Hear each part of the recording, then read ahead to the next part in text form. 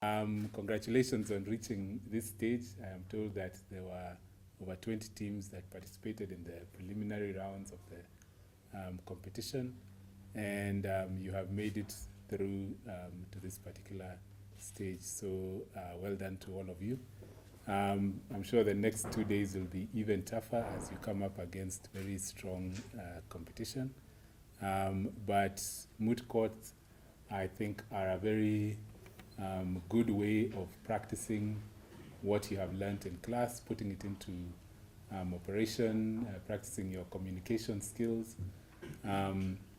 Just a few weeks ago, we were hosting the African regional round of the John H. Jackson Moot Court competition, which also brought about 20 teams from around the continent to the School of Law. And watching the students do their moots was very enlightening. I was a judge for those particular moots, and I can tell you I really enjoyed the experience. A lot of you are able to do what some of us could only dream of at your stage. And just the fact that you're able to take up the challenge of public speaking, do the research, think on your feet, I think those skills will serve you very well in future. I know we'll be expecting some of you to join us here at the school later on, so I can just wish you the best in your studies and say that we'll be looking forward to getting you here in due course. So once again, thank you and welcome, a warm welcome to the Kenya School of Law. As I mentioned to the teams, we say when the music changes, so must the dance. You have been at the preliminaries. You have succeeded to make your way to the semifinals. But what you shall notice today is that the semifinals is unlike the preliminaries. So change your dance because the music has changed. I wish all of you the best during this session. I hope to see those who shall advance to the finals again prepare themselves for a different change for tomorrow. For those who will not make it to tomorrow's final, you have done your very best, and this has been an opportunity for you to have an experience of what international investment arbitration is. And as Daktari has mentioned, many of us who are on this other side did not have the same privilege as you have had. Our hope is that at least we have ignited in you a desire that once you get into practice, there is an area that is open and wide for you to practice in. Now, to all of you, I want to again say congratulations, as has been said by the speakers before me, for getting to this stage. I know it's been a journey. We have met in your various other competitions, and you're now at the tail end of this journey. So give it your best as you have in the past to get to where you are. Like the CEO of NCIA said, you have an excellent opportunity to sharpen your skills. And in that regard, I do wish to recognize the presence of a newly elected chair of the Chartered Institute of Arbitrators, Mr. Samuel Derito, and the newly elected vice chair, Mr. Willie Mutubwa. These are going to be your judges, some of your judges for the day. And you can imagine appearing before the chair and the vice chair. We also have Mr. Paul Ngodo, Mr. Nikhil, Elizabeth, we have Wachia. We have seasoned arbitrators here who you would rarely have the opportunity to interact with. And so take advantage of the time that you're going to be with them, impress them, because you never know what opportunities you will have tomorrow that they will remember you for. Give it your best and enjoy yourself. I'm sure you are going to have a great time with all these seasoned arbitrators. Listen to the advice they give you and make sure that you utilize it in a way that adds value to your life and to your career as lawyers and aspiring arbitrators. So with those few remarks, I want to say welcome to Kenya, welcome to the Kenya School of Law, and have a great time as you proceed with the competition. We are going to be agents for the claimant, Mr. John Foster McLean. We'll use 15 minutes to submit on the issue of jurisdiction, as well as the substantive issue of expropriation. And my colleague will thereafter use the remaining 15 minutes to submit on the substantive issue of national treatment and the issue of minimum standard. Proceed. Thank you. In submitting on the issue of jurisdiction, I'll have two header comments. The first one will be that there is an agreement and consent from the respondent to arbitrate this matter. Secondly, that the claim is within the scope of this tribunal's jurisdiction by reason of the subject matter and by reason of the person in the claimant. Submitting on the issue of expropriation, I'll have two header comments. Firstly, that the respondent's actions amounted to expropriation, but then secondly, that there was no justification in the respondent's action.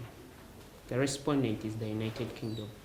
And with that, allow me to give a factual background of this matter. The claimant, Mr. John Foster McLean, is a national of Canada. Now, Canada and the United Kingdom have a free trade agreement that came in force on the 1st of January 2018. However, Mr. John Foster McLean, having come to the United Kingdom to invest in 2015, he had an agreement, a lease agreement with the United Kingdom through its agent, the United Kingdom Mining Company. And in 2018, this mining agreement was terminated by the respondent, which is the government of the United Kingdom. Having been terminated, his investments were also expropriated. He was also asked not to go ahead with his investment operations, but on top of that, he was illegally arrested, as the Court of Appeal duly judged. It is based on this that the claimant brings this matter before the Honorable Tribunal for determination of three issues. The first issue being that Mr. John Foster McLean's investments were expropriated by the respondent. Secondly, that the claimant was not treated in a manner in which the nationals of the United Kingdom are treated. But then lastly, that Mr. John Foster McLean was treated below the minimum standards of treatment for investors in a foreign nation. With that, I'll start off with the issue of jurisdiction. It is the claimant's averment that there is an agreement and consent to arbitrate this matter before this tribunal. In the free trade agreement between the United Kingdom and Canada, and particularly under Article 10.15 of this agreement, it is implied that any matter regarding investment that arises between a national of any of these states in the opposite state, and in this case, a national of Canada in the state of the United Kingdom, shall be before a tribunal for arbitration. Further, it is stated under Article 10.16 that there shall be implied consent that in the event of any dispute, a legal dispute between any such national in the foreign state, then there shall be implied consent by that other state. It is that the claimant's basis, therefore, that there is consent, first of all, by the United Kingdom to have this matter before this tribunal for arbitration, but then secondly, that this matter can actually come before this tribunal for arbitration. This also leads me to direct you honorable members to page 10 of the compromise, page 10 and particularly under paragraph 3 of the compromise, paragraph 33 rather, wherein it is stated that the United Kingdom consented to this tribunal handling this matter for arbitration. This therefore leads me to my second header amendment under the issue of jurisdiction. This is for me to show that this tribunal has the jurisdiction to handle this matter. Firstly, by reason of the subject matter, there are shown materiel. Under Article 25, which is the law of the ICSID Convention, ICSID stands for the International Center for Settlement of Investment Disputes. So under Article 25 of the ICSID Convention of 1965, it is stated that any state member to this convention shall have a matter before the ICSID Tribunal for arbitration. And therein, two factors are put in place. Firstly, that the claimant to have this matter for tribunal must be a national of a state party, but then it should be a state party that is not party to the claim. But then secondly, it is also stated that the dispute must come out of an investment. It is therefore the claimant's claim that actually this matter can come before this tribunal for arbitration, firstly because he is a national of Canada, a state party to this convention, Canada having ratified this convention in 2013. But then secondly, that the respondent in this matter, the United Kingdom, having ratified to the ICSID Convention in 1966, is also a state party to this convention. So therefore, the question before this tribunal should be whether this investment is covered by both this convention and secondly by the free trade agreement between Canada and the United Kingdom. Thereunder, 4 factors must be put into consideration. These factors were actually elaborated by a tribunal sitting under the ICSID rules in Salini versus Morocco. This was arbitration case number 4 of 2000, and this test has been called the Salini test. And 4 factors are thereunder given. Firstly, for an investment to be covered under the ICSID Convention, there has to be a contribution of assets by the claimant in the foreign state. Secondly, this contribution of assets must be for a duration of time. Thirdly, there should be an element of risk in the investment. And then lastly, that there should be actually a contribution to the development of the foreign state. That is the state that is the respondent in the matter.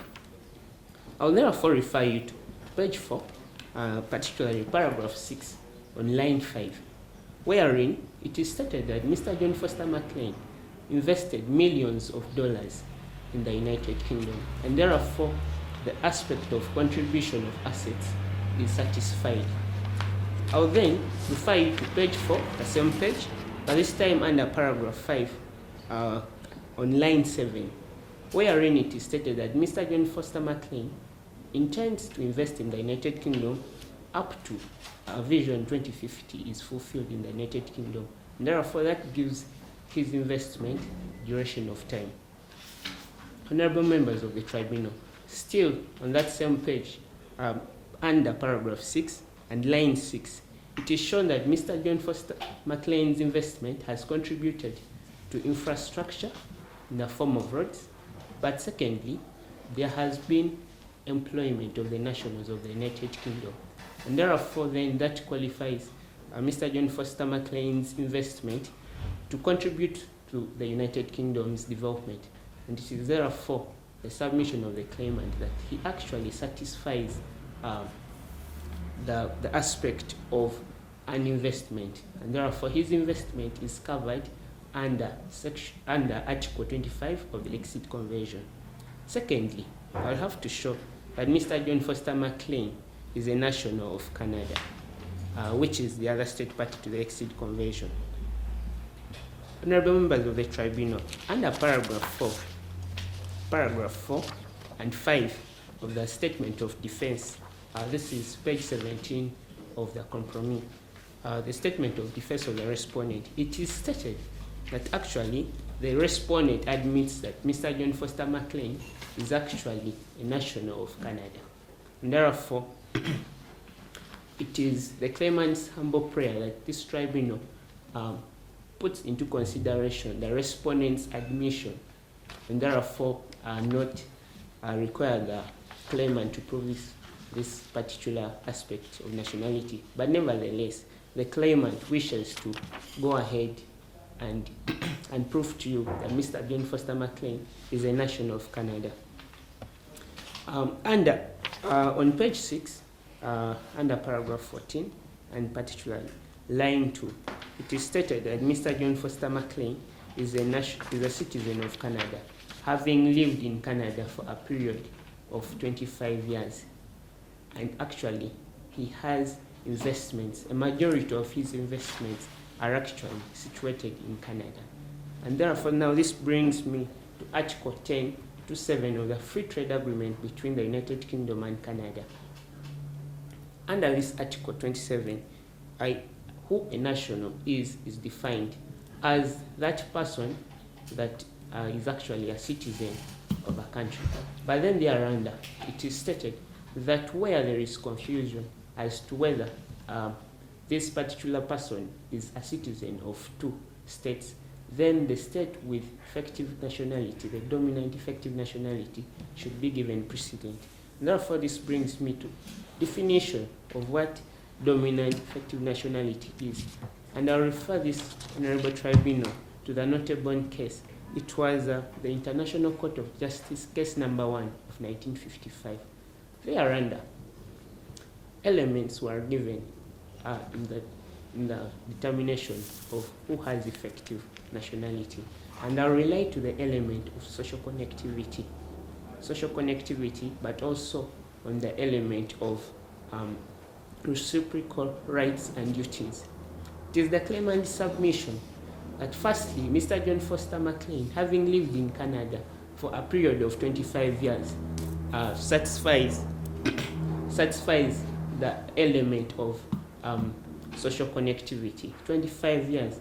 But then secondly, having investments in Canada, a majority of his investments being in Canada, he satisfies the fact that there are reciprocal duties and responsibilities that he has with the state of Canada. He has rights and responsibilities including the payment of taxes.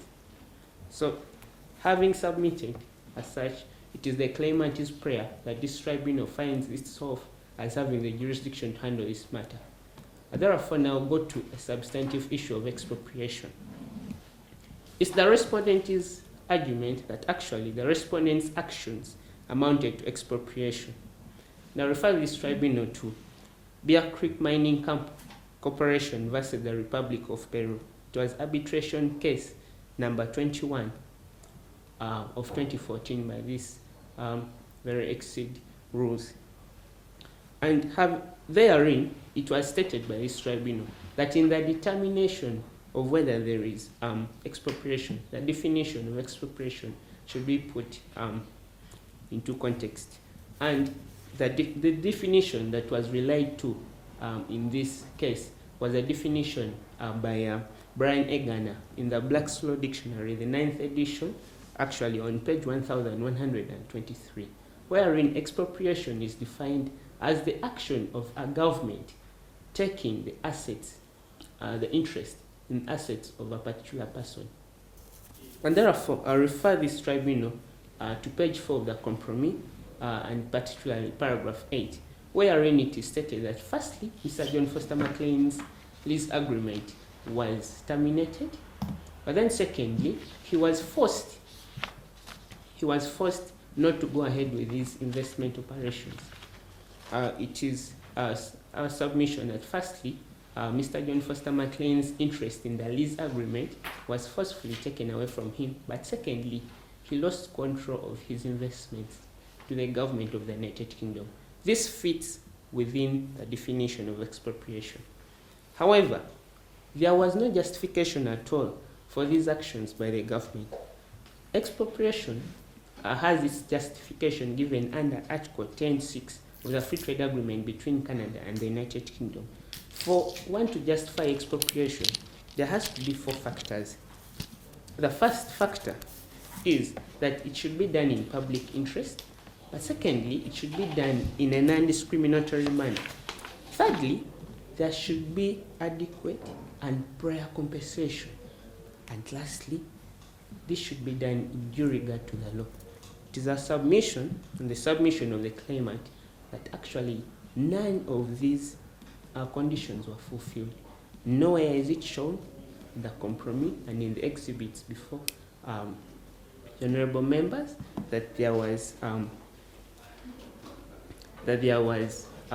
compensation of Mr. John Foster McLean's investment, but then it is not anywhere in the laws presented in the exhibits by the respondents that this was done according to the law of the United Kingdom. With that, I will invite my colleague to submit on the remaining two issues and thereafter say our prayer.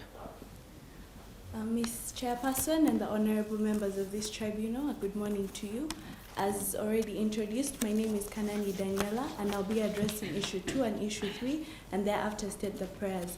Under issue 2, I'll have two major header verments. Firstly, I'll establish the legal obligation for minimum standard, and secondly, establish the elements for minimum standard and how the government has violated this. Under issue 3, I'll have three header verments. Firstly, I'll establish the legal obligation for national treatment, and secondly, I'll show the elements of national treatment, and lastly, how the government has fallen short of this obligation. I'll conclude my submissions stating the prayers on behalf of our claimant. If I may now submit on my substantive arguments. Proceed. Yes, Article 10.5 of the Canada-UK Free Trade Area Agreement provides that each state ought to give treatment in accordance with covered investments in line with customary international law, which includes fair and equitable treatment as well as full protection and security. The elements required under this article are: firstly, there ought to be a covered investment; secondly, that this treatment ought to be in accordance with customary international law; thirdly, that this treatment ought to be fair and equitable; and lastly, there has to be full protection and security. Article 1.3 of the UK-Canada Free Trade Area Agreement, which is Claimant Exhibit 1, defines a covered investment as that investment which was in existence at the time of entry into force of the Free Trade Area Agreement. As my co-counsel ably established using the Salini test, Mr. John Foster McLean's investments fall under covered investments. In establishing whether the treatment was in accordance with customary international law, we make reliance on the case of Glamis Gold versus the United States, which is a unicitro arbitral rules NAFTA award that was given on 8th June 2009, where the tribunal noted that Article 1105 of the North American Free Trade Agreement forms part of customary international law, and it provides for treatment of foreign investors to be in like circumstance with that given to foreigners in an alien state. And it's our submission as a claimant that Article 10.5 of the Canada Free Trade Area Agreement is in pari materia with Article 1105 of the North American Free Trade Agreement. And therefore, as we are still establishing, the government has fallen short of this customary law obligation. In establishing fair and equitable treatment, the Article 10.5 Part 2A provides that fair and equitable treatment ought to be that treatment which does not deny justice in accordance with principles of the process embodied in principal legal systems. And this article was interpreted in the Exceed Arbitration Tribunal case of Packering's Campaignet versus the state of Lithuania, where the tribunal noted that for fair and equitable treatment to exist, then there ought to be no deprivation of an investor's legitimate expectation. The Exceed Tribunal, further sitting under the Exceed rules in the case of Takmid versus Mexico, established that an investor has a minimum expectation that the state will be clear and transparent in the manner it conducts its activities, and also disclose all the laws that are available for reliance to be made by the investor. And it's a submission that under paragraph 6 of the compromise, UK company made a representation to our client that they would be given licenses and proceed with their mining quarrying activities. But this expectation fell short under paragraph 9 of the compromise, where the UK police invaded Mr. McLean's investments, auctioned his property, and forced his labor to disperse. Additionally, under Part 8 of Client Exhibit 2, which is the lease agreement, provides that each investor ought to enjoy quiet possession with no interference by the government. and there ought to be a 12-month notice given before termination of the lease agreement. It's our submission that there was no notice given in accordance with the ICSID arbitration case of Middle East Cement versus Egypt, where the tribunal noted that for matters as serious as auctioning, then there ought to be a minimum direct communication given to the investors. But it's our submission that the government in no way gave any notice or communication to Mr. McLean, who is our client. And lastly, in establishing whether there was full protection and security, we make reliance on Article 10.5, Part 2B of the Free Trade Area Agreement, and the interpretation of this article that was made in American Manufacturing Company Limited versus the Republic of Zaire, ICSID arbitration case number 1 of 1993, where the tribunal found that the Republic of Zaire had fallen short of its obligation to ensure full protection and security by not awarding protection during the looting that was going on in Zaire.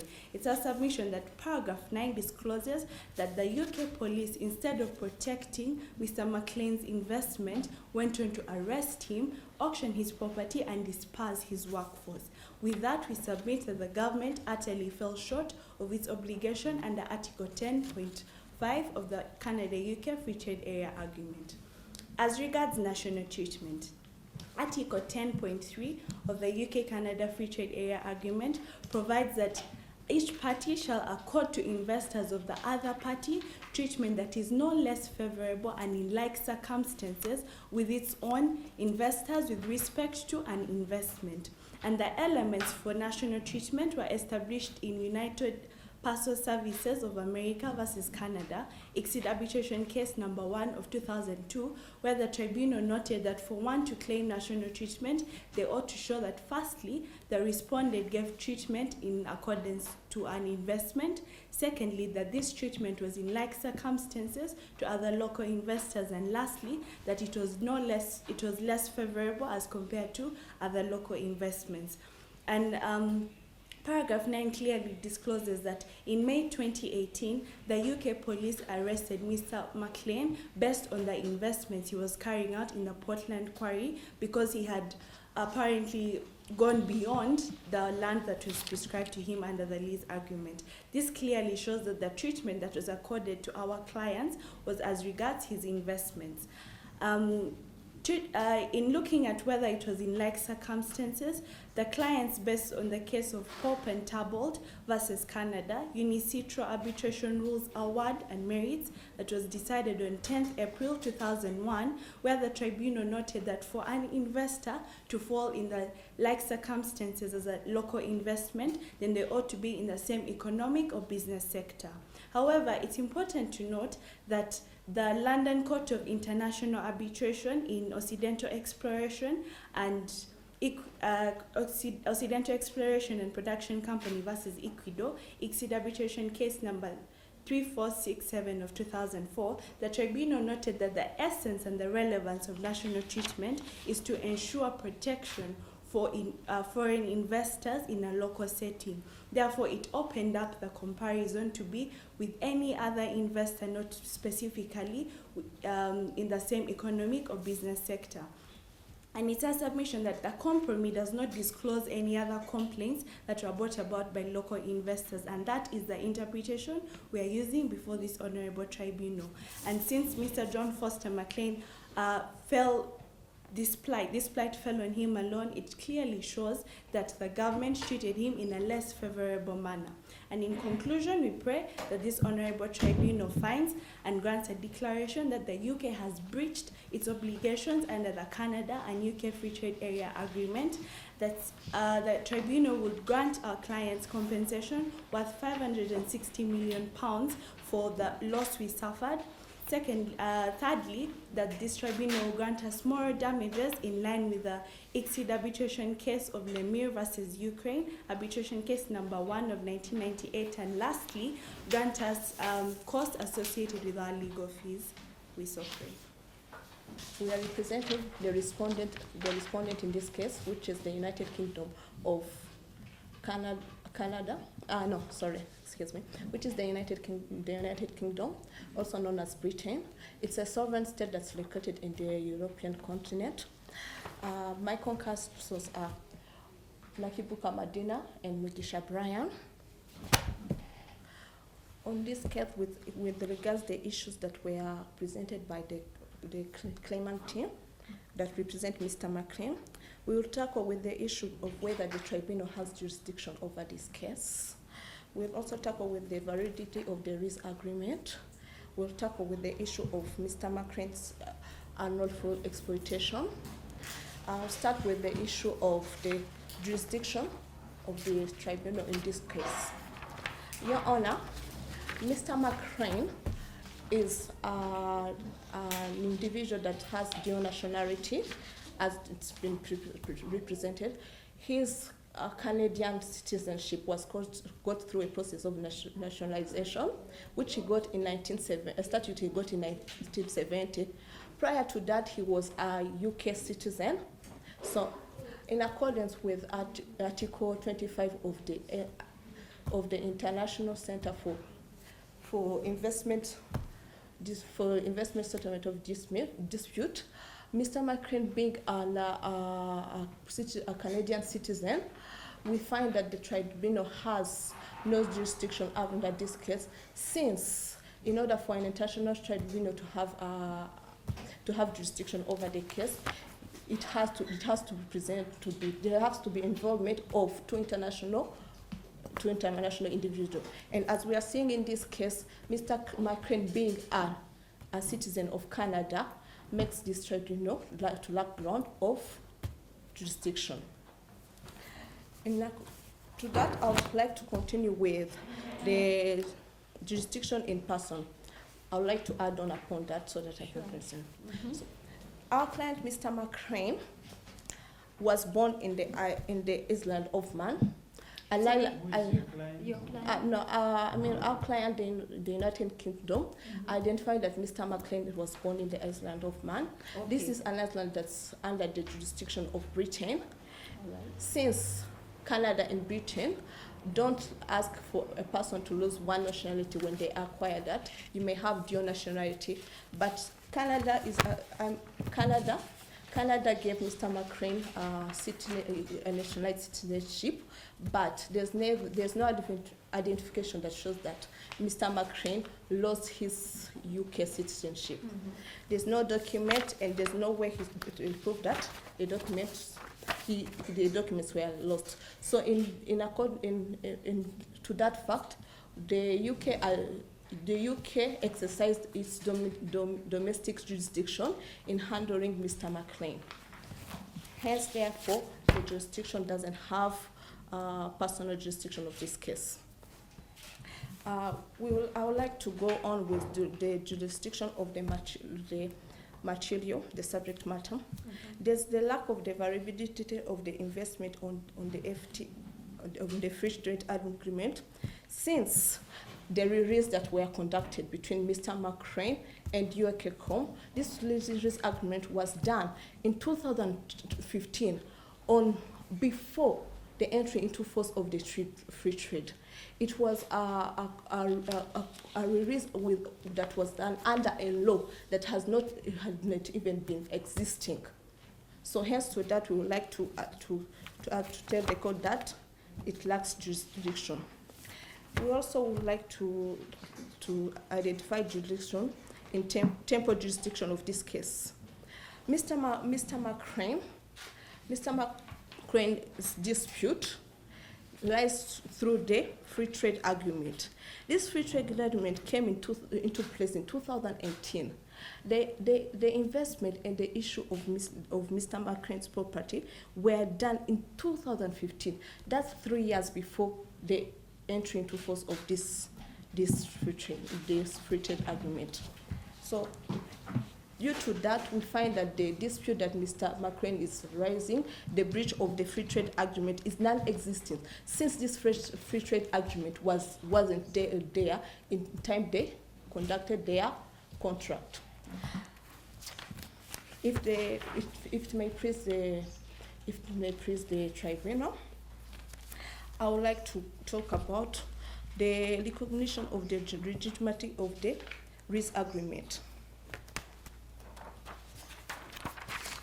The variability of the contract, the UK contract that were entered into by Mr. McCrane when he was representing Crust and BBR. This contract lacks validity since, first of all, it has no signatories. This is shown in Claimant Exhibit 2. The contract was neither signed by the parties, hence it lacks binding force.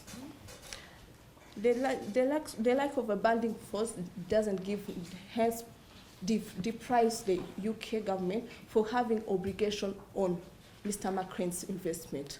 This was a contract that was written, but it was never signed. So in conclusion to that, the contract was never, there was no agreement, since we know that a contract has to be done under agreement of two parties. This also, I would like to rely on the case of Mihira versus Sri Lanka. The party engaged in executive negotiation on the construction and operation of a power station. They had exchanged various documents, but never reached the stage of signing a contract. So to this statement, I would like to conclude saying that since the risk argument they were agreed to but never signed by either party, that means that there is no agreement in conclusion. So I would like to my co-counsel to continue. My co-counsel Brian Mudisha. Before I begin, I would like to take the tribunal to the issue of that neither UK nor UK nor UK company nor United Kingdom recognize the legitimacy of this agreement. The agreement claims relies entirely on the breach of this agreement. As a matter of fact, on the April 2015, two companies presented by Mr. McCrane two companies were engaged into a lease agreement. And however, respondent advised that the contract relied upon by the claimant were never formed, since unrevalid contracts are enforceable in the court of law. For the purpose of ICD requirement, the dispute must be legal in order to be qualified by the center. As it was explained in the book of ICD Convention Commentary, 2nd edition, page 98, the legal dispute means any legal dispute, means the dispute concerning legal rights or obligation or concerning the fact relevant to the determination of legal right or obligation. Therefore, for the contract to be valid, it must be through manifestation of the offer and acceptance, which were never present in the present lease agreement. And the only way to assess the validity of that lease agreement is through its signatories, which were never present in the claimant Exhibit 2. Also, as a matter of fact, in the Miller versus Sri Lanka, the parties has engaged in extensive negotiation for construction and operation of power station. They had exchanged various documents, but they never reached the stage of signing a contract. And the tribunal rejected the claim in absence of investment. It found that it lacked the basis, legal, it lacks a binding obligation.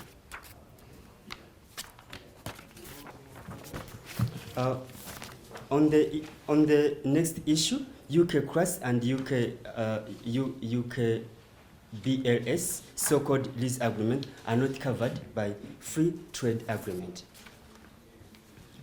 The claimant claim relies on free trade agreement, and this agreement relevant provide that unrecovered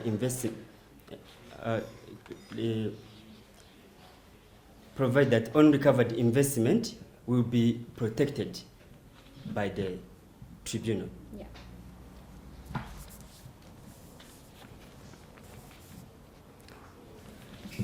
On the next claim, the claimant cannot present the company the concept of this and the structure of the company are founded on the determined form of the distinction between the separate entity of the company and the shareholders, each with distinct nationality. So long as the company is in existence, the shareholders has no right to the corporate. It is the basic characteristics that the corporate structure that a company alone through its directors or management acting in its name can take action in the respect of the matters of the corporate character. So which means that the company, to serve its serving its own interest, can also serve the interest of its shareholders. But there is no way that the shareholders can bring the claim to the court.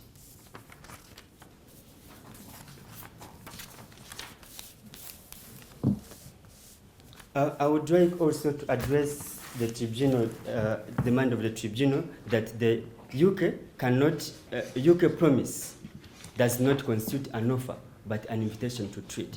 The claimant asserts that he invested $10 million in the UK in alliance with the government's invitation and promise of support, legal framework, and foreign investment in the country. However, the respondent avers that UK promise and support was not to be relied upon because it was just an invitation to trade.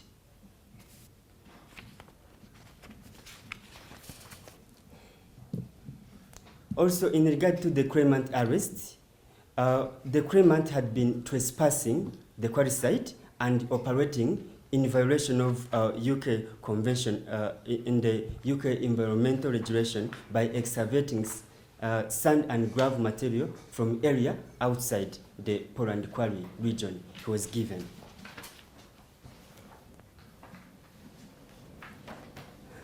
However, it should the tribunal should know that it should be observed that the state has the discretional power to use any means to protect its people from a private harm. Also, in regard to the UK company actions, we avers that cannot be attributed to the government. Claim concerning UK company, the respondent advanced 4 main claims. First, the respondent argued that UK company is not an organ of the government, nor are the member of UK company were appointed by the UK. Secondly, UK company was not acting on governmental authority in its role vis-a-vis to the investor project. Thirdly, the UK company was not acting under instruction or effective control when it committed the Complaint Act. The respondent has not acknowledged or adopted any of the Complaint Act as its own. In addition, UK did not delegate any governmental authority to UK company, much less in connection to lease agreement. UK company could not issue any license or permits or approval in regard to the claimant project because that authority lies in the UK ministries.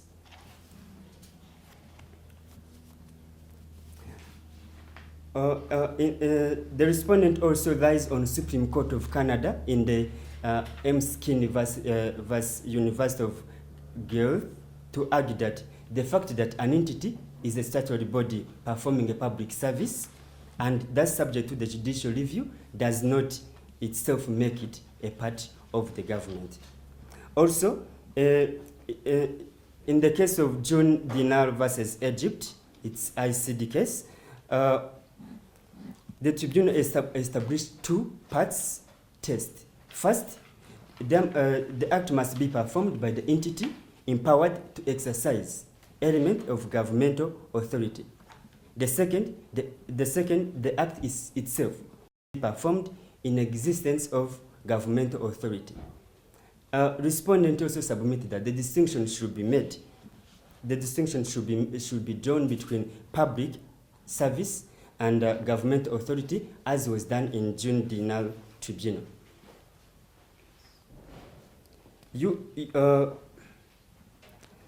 UK was not exercising government. UK company was not exercising government authority in exercise of its power, though it might have performed the public service.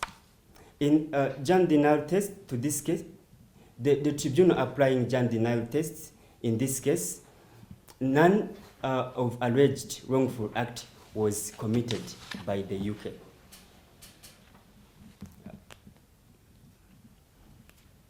Also, a governmental authority granted to the UK company is limited to information gathering. It's not enough for the applicant to show that it is not enough for the applicant to show that the action are governmental in nature. Also, if it may please the tribunal, I would like to let my colleague continue with the submission. If it pleases the court, I would like to proceed with the factor of national treatment. Article 10.3, Your Honor, of the Free Trade Agreement establishes that in order for a claimant to establish a successful prima facie case, a claimant must prove one of the following. Identify a local subject for comparison, prove that he's in like circumstances with the local subject, and also prove that he was less favorably treated by the in comparison with the local subject. Your Honor, I would like to draw these arguments in reference to the case of Toto SA versus Argentina, which was decided by the Exit Tribunal, where it was also held that the claimant must identify those three factors, of which were not in this case identified by the claimant. In this case, the claimant did not give any evidences relating to those three factors where he establishes a local national in comparison to his treatments he claimed by the United Kingdom. I would like also to draw the attention of the tribunal to the breaches of minimum standard of treatment under the Canada-UK Free Trade Agreement.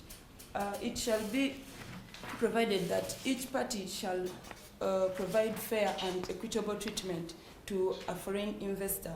However, the respondent avers that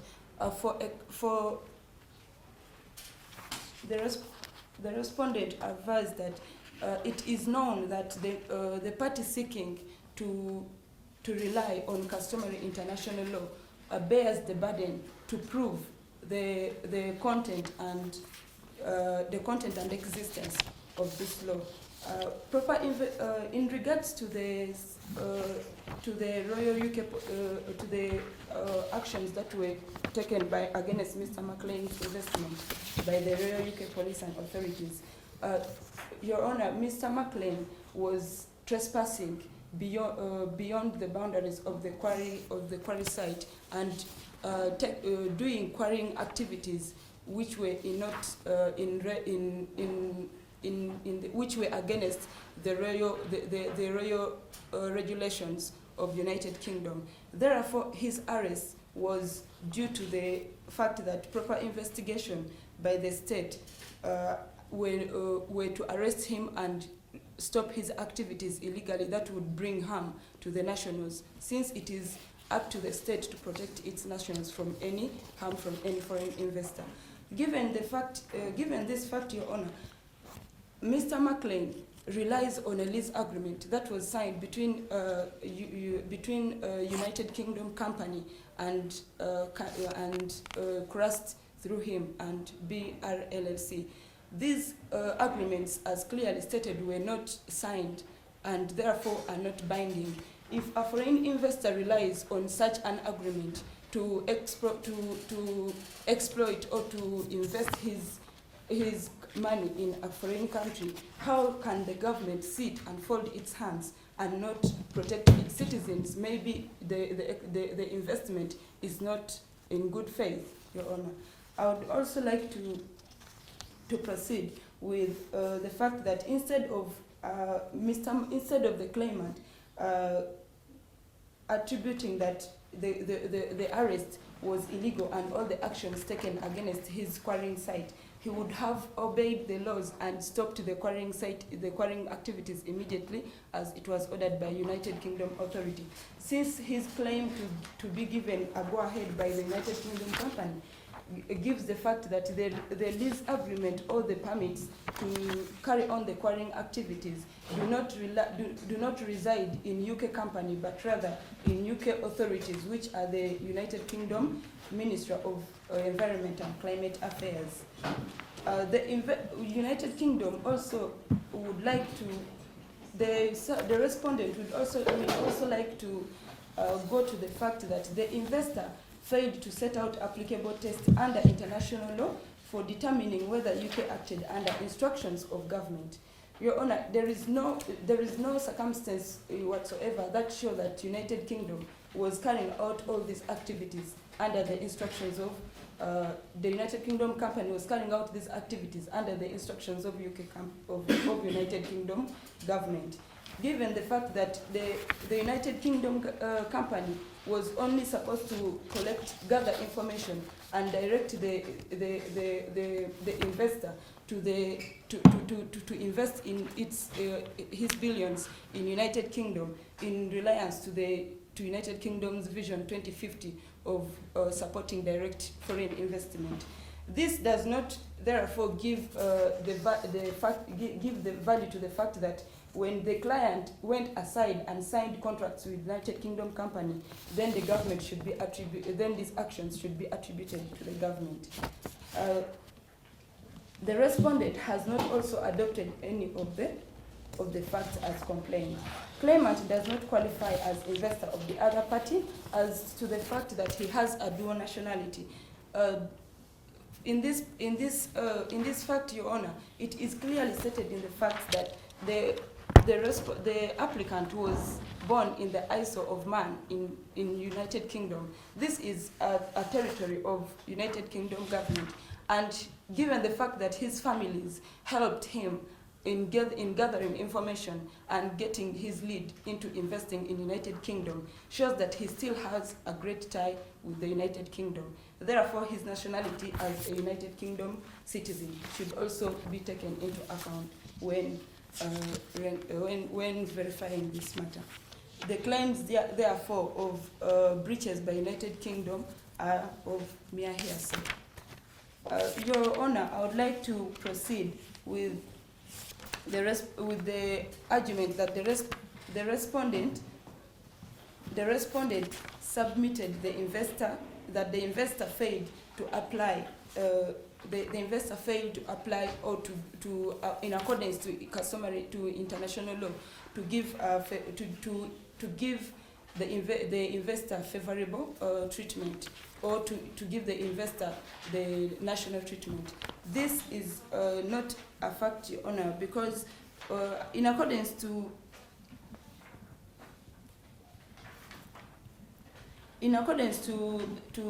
international law regarding adoption by a state of action by a non-governmental entity. This is pursuant to Article 11 of the International Law Articles, where the respondent refers to another commentary, Article 11, which explains that international law requires unequivocal adoption or acknowledgement of a conduct in a question in order for a rule to apply. There is also another issue that was raised by the claimant, Your Honor, which was which was about the justification for the expropriation.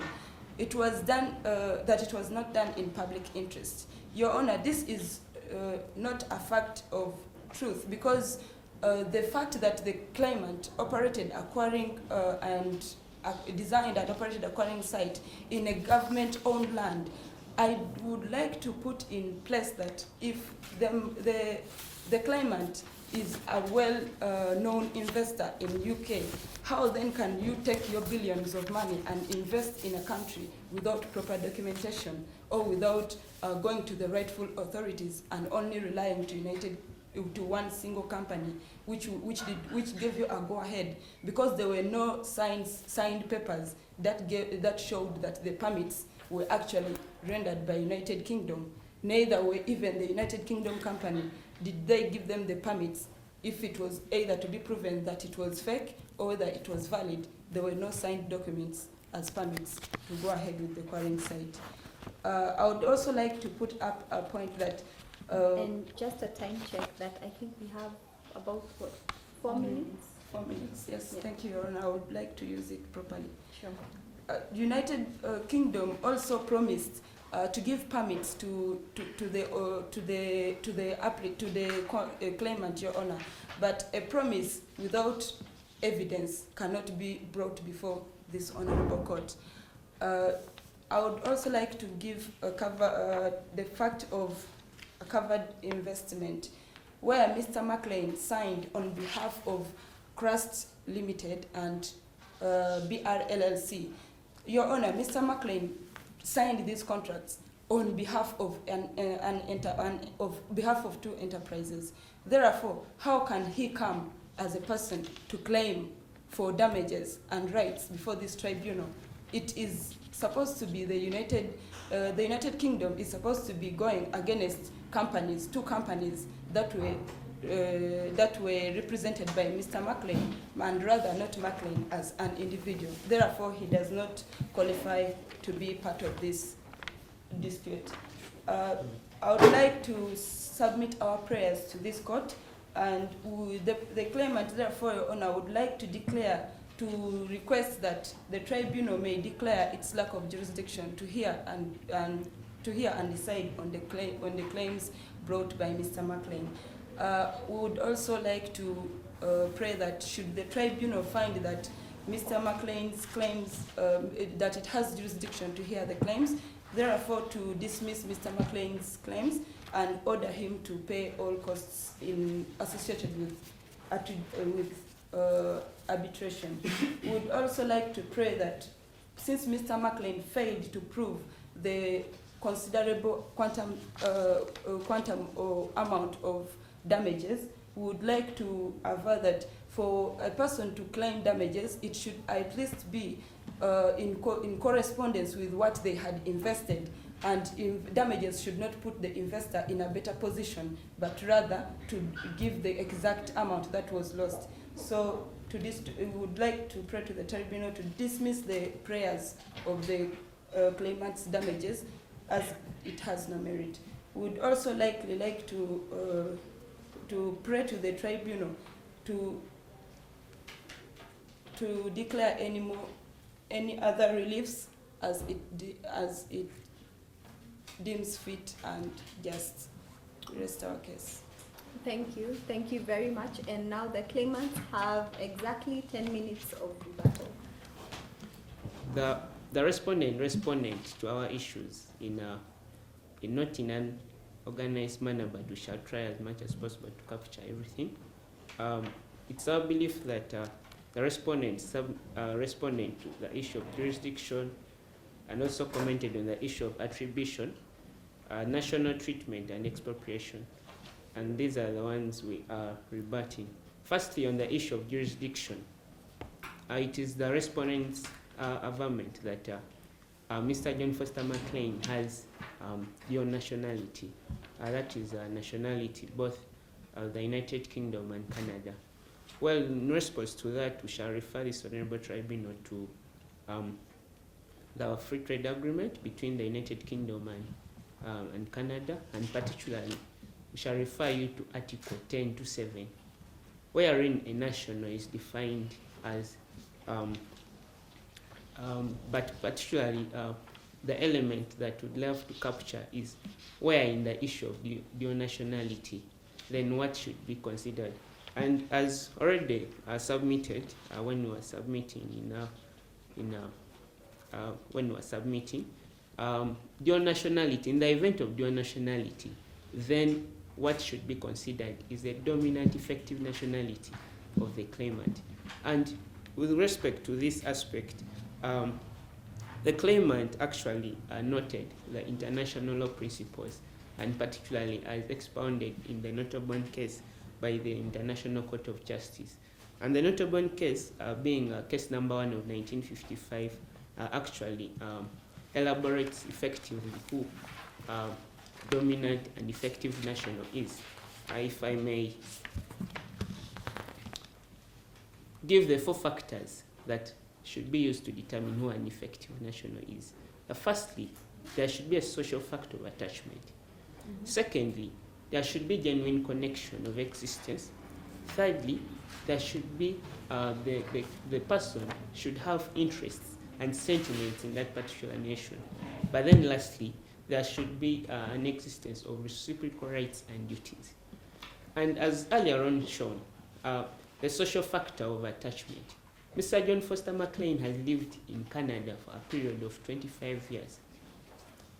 The existence of interests and sentiments. Mr. John Foster McLean actually has a majority of his investments in Canada. This means that he has interests in Canada and he is sentimentally attached to Canada. Thirdly, there is an existence of reciprocal rights and duties. And here we mean Mr. John Foster McLean having investments there. He has the duty to pay taxes, but also has the right to return to Canada when the United Kingdom does not want him in the United Kingdom, as actually the facts manifest. So Mr. John Foster McLean has a right of citizenship in Canada, because nowhere is it shown that Mr. John Foster McLean is just away from Canada. And nevertheless, when the United Kingdom is having an agreement with him, they're having an agreement with him in the sense that he's a national of Canada. So it is our submission that much as there could be elements of dual nationality, as the respondent claims, the effective nationality of Mr. John Foster McLean lies with Canada. The respondent also submitted that there is lack of jurisdiction, ration temporis, and here he means the respondent, the United Kingdom rather, means that by the time the free trade agreement comes into force, there is no agreement, there is no lease agreement between Mr. John Foster McLean and the United Kingdom. With this, I'd love to refer this Honorable Tribunal to actually paragraph 9. That's on page 5, paragraph 9 on page 5. And here it is shown that the Court of Appeal in the United Kingdom itself has held that, firstly, Mr. John Foster McLean was illegally arrested, but then secondly, his investments or the agreement between him and the United Kingdom are illegally terminated. And therefore, what is the consequence of such a holding by a court that is binding on the government of the United Kingdom? Firstly, it means that the actions of terminating Mr. John Foster McLean's investments are illegal in nature and therefore non-binding. But then secondly, it means that this court reinstates this agreement in the event that the United Kingdom had hopes that this agreement had been terminated. Be that as it may, Article 1.3 of the Free Trade Agreement between the United Kingdom and Canada, it is defined what a covered investment is. And with respect to agreements, it is shown that an agreement is a covered investment by reason of it being in existence at the time when the free trade agreement comes in force. And what should be put into context is, are Mr. John Foster McLean's investments in existence when the free trade agreement comes in force? That's the definition of a covered investment.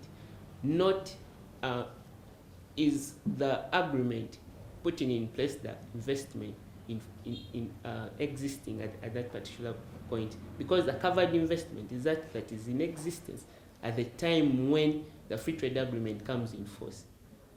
Well, even if this tribunal finds that actually the agreement between Mr. John Foster McLean had ceased by the time the free trade agreement came into force, it should then ask itself, are his investments still in existence at that time? With that, we believe that with such a reasoning, this tribunal will properly direct itself. When it comes to the issue of... And just a time check, you have just under 3 minutes left to make your rebuttals. Thank you so much. I would love to submit on the issue of attribution. It's the respondent's submission that actually the actions of the United Kingdom company cannot be attributed to the United Kingdom itself. However, I would love to refer this tribunal to Article 25 of the Exceed Convention.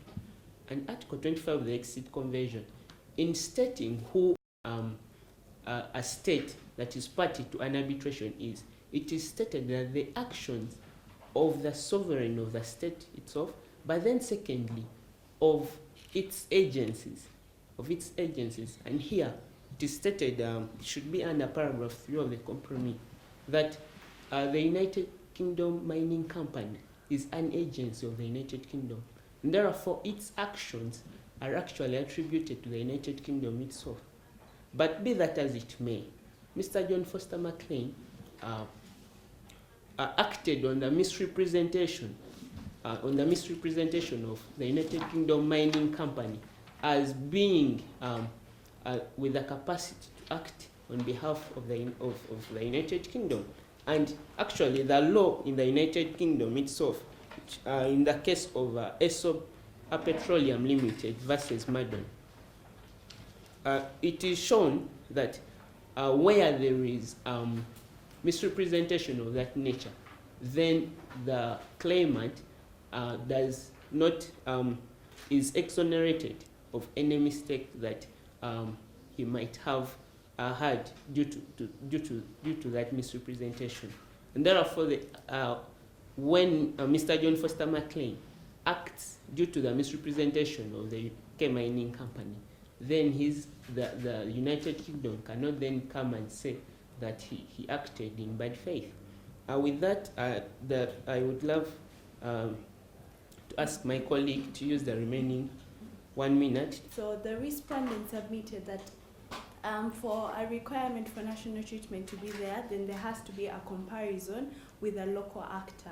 But it's a submission basing on the decision in Methanex Corporation versus USA, an award that was given on 3rd August 2005, that the comparison can be a matter of law or of fact. And the tribunal further went on to state that as long as the claimants can establish that under the law there has been a treatment that is less favorable, then it would suffice. Additionally, the respondent submitted that our clients were trespassing, that's why they were arrested by the UK police, and they further submit that this was done in public for a public necessity. But it's our submission basing on the Unicitro Arbitral Rules NAFTA award that was given on 13th August 2000 in the case of S.D. Myers versus Canada. The tribunal noted that the government should not only bring forward the purpose it had, but if the measure it took went on to violate an investment of a foreigner, then that should be sufficient to show a breach. We therefore submit that the respondents breached their obligations and there's no other way to that. Talking about the nationality of the claimants, there was a lot of focus on the actual nationality of the claimant. Are we looking at the two companies that were in the middle and how that plays back into the claimant, Mr. McLean? The two companies, which is Bedrock Rubble and actually Crust Mining, these two companies are companies by Mr. John Foster McLean. He's actually, if there are any other shareholders, he's the majority shareholder. Now, what should be asked is that the agreements, are they with Mr. John Foster McLean and the United Kingdom, or are they with these companies and Mr. John Foster McLean and the United Kingdom? It is our submission that these agreements establishing Mr. John Foster McLean's investments are actually agreements between him and the United Kingdom. And therefore, as far as these companies are concerned, they have no relationship between this claim and the United Kingdom. But who signed the two contracts? Is it John McLean or is it the two companies? Thank you so much. I refer this Honorable Tribunal to paragraph 22. Actually, not paragraph 22, but page 7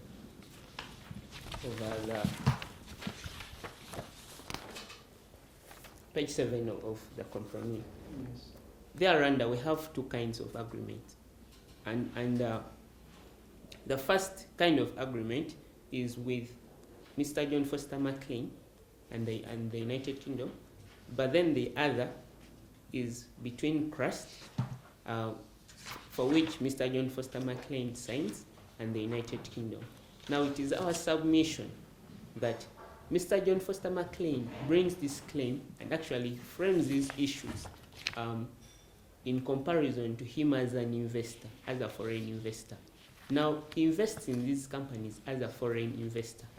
So now he brings these claims in as far as him as the foreign investor is being treated, not how the companies are being treated. And, Thank you. is the indirect investment covered in Article 25? In any, is there provisions dealing with indirect investment in Article 25? Thank you so much. Just a very short response. Yes, thank you so much. Under Article 25, should be paragraph 2B, wherein a person can, there can be a juridical body as having nationality. The claimant is missing.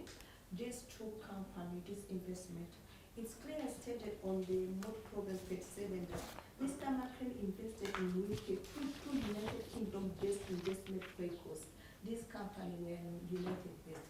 Therefore, in conclusion, the investment of Mr. McLean will have gone under domestic jurisdiction, which is United Kingdom. Do you have an authority or a reference to the effect that it should be the two companies that are considered investors under the ICSID rules, the ICSID convention, and under the FTA?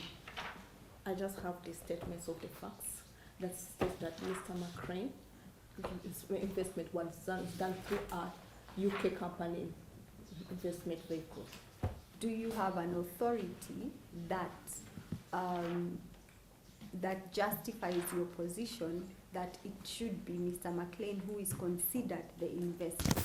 Under Article 5 of the UK Mining Law, which is Exhibit 3 in your possession, it is stated that a company that is registered in the United Kingdom actually cannot invest in mining activities. And therefore, that should be the basis on which I will rely, because in essence, following the law of the United Kingdom, Crust and Bedrock Rebel could not, having been companies that are registered in accordance to the United Kingdom law, could not have actually taken part in an agreement that is an agreement for mining activities. Any authority under the FTA or under the ICSID convention and the ICSID rules? I would love to rely actually on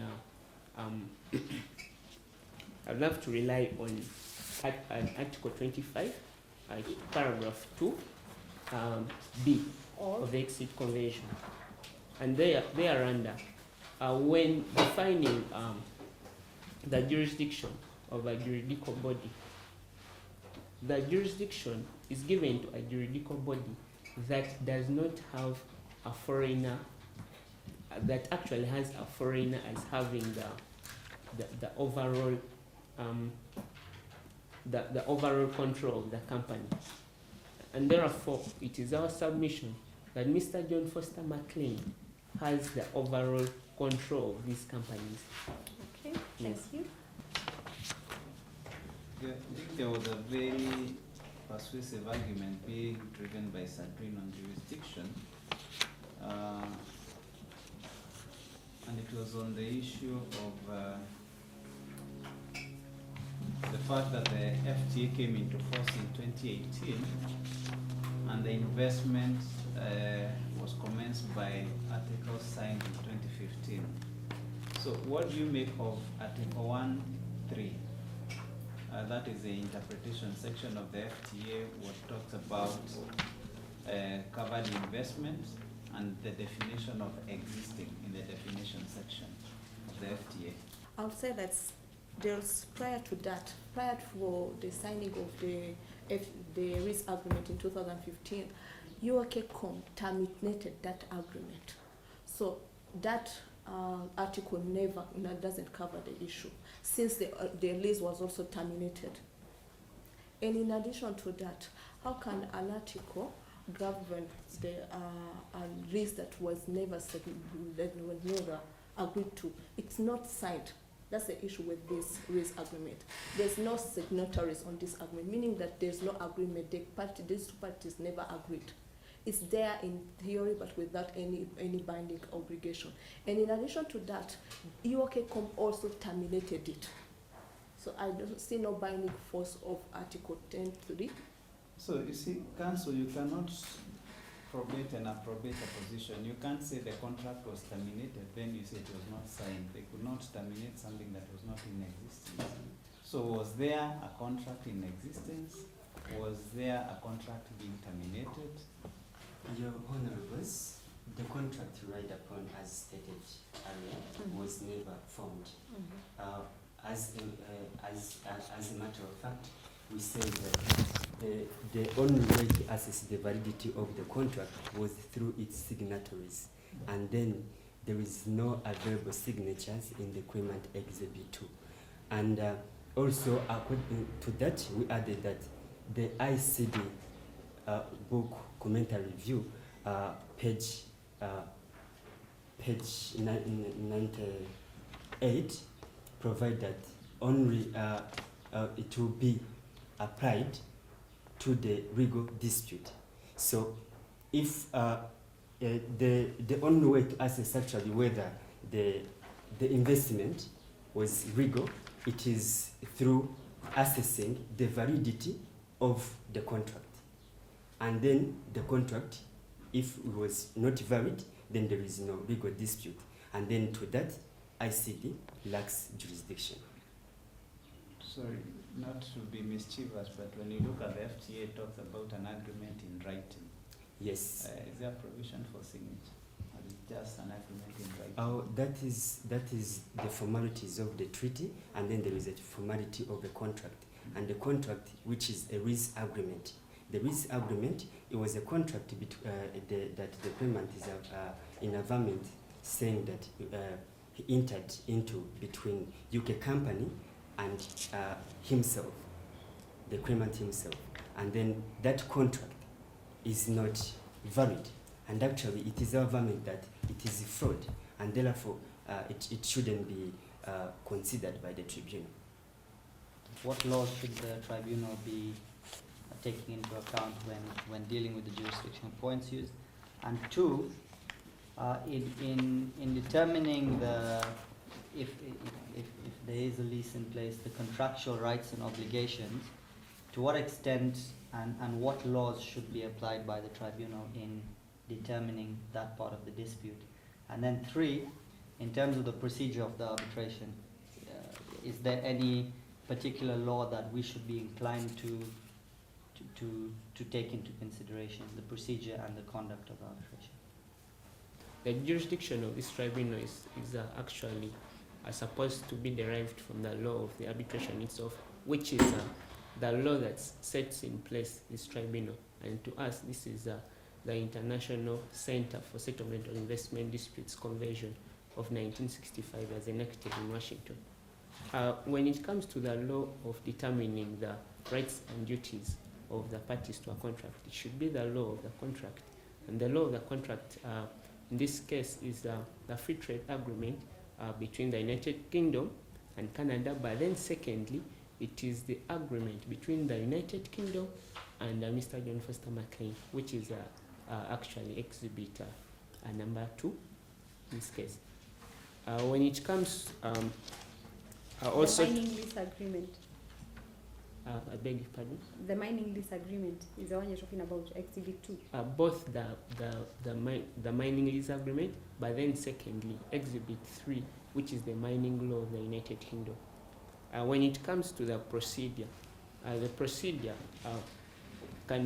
can be used by this tribunal, firstly, the tribunal can use the law of the seat, which in this case would be the law of Kenya. But then in the existence of rules of procedure deriving from the exit convention, which of course they are, then this tribunal should use the exit convention rules. The contract law, the contract principle should be applied as I was given, as it is given in the Miller versus Sri Lanka.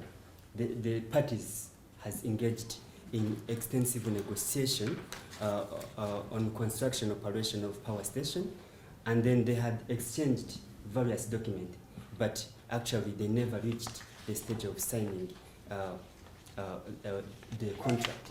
And then the ICD rejected the case, claiming that there was an absence of investment, and then because the document was contained no binding obligation. And then in the response to which law should be applied in the balancing in the looking. So, hang on, just so that I'm clear, you referred us to Lemira versus Sri Lanka. What I'm not clear on, and maybe I missed that when I was checking my notes, is what is your submission on what we should consider to be the governing law? Should we say there is no governing law because there is no contract, or should we attribute a governing law to the contract? Yeah, we should actually attribute principles of the contract law, in general, contract law. What are the requirements for the formation of the contract? Okay, and on the jurisdictional point? And on the jurisdiction, I would say it is Article 25 of ICD. Which also provide that the dispute must be legal. And then if the dispute are not legal, it will not be applied. It will not be in consistency with ICD jurisdiction. Yes. Is there any law we should be taking into account of how should we be determining procedure and conduct of the arbitration? I think determining a contract of arbitration will base on the Article 27 of Free Trade Agreement, which provides the formalities and the conduct of arbitration. On damages, now claimants have claimed 560 million, and they say that they are entitled to the 560 million. The respondents say that the claimants are not entitled to the 560 million because they have not proved that. I have not had submissions on any authorities or law as to that entitlement or lack of entitlement. So I'm a bit of a loss as to which side to sway. So let's start off with the claimants. Very succinctly, do you have authorities that justify your claim for 560? Yes, paragraph 6 discloses that Mr. John Foster McLean made various investments, millions of dollars. And firstly, he paved roads, he hired employees, he built residential quarters, he purchased equipment, he developed a quarry site. Yes, he spent tens of millions of pounds, he spent tens of millions of dollars under paragraph 2. So shouldn't we, if we decide to grant damages, be granting the tens of millions of pounds as you will have quantified them? Why 560? 560 pounds would be sufficient to cover our investments, because in European cement versus Turkey, let me get the decision. in European Cement versus Turkey, which is an ICSID case number 2 of 2007, the arbitral tribunal actually granted Turkey compensation for the loss it had occurred to its reputation also, and also for the cost it had to incur during the tribunal procedure.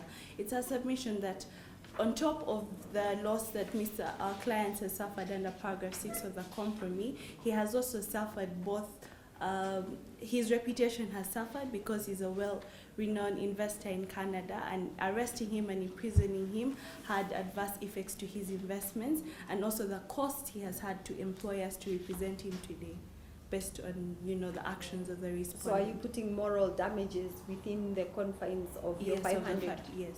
Okay. We would like to submit our claims on requesting, our prayers requesting that the court should dismiss the claims for damages regarding or referring the court to the case of Barcelona Traction Light and Power Company Limited, where it was clearly stated that whenever a shareholder was harmed or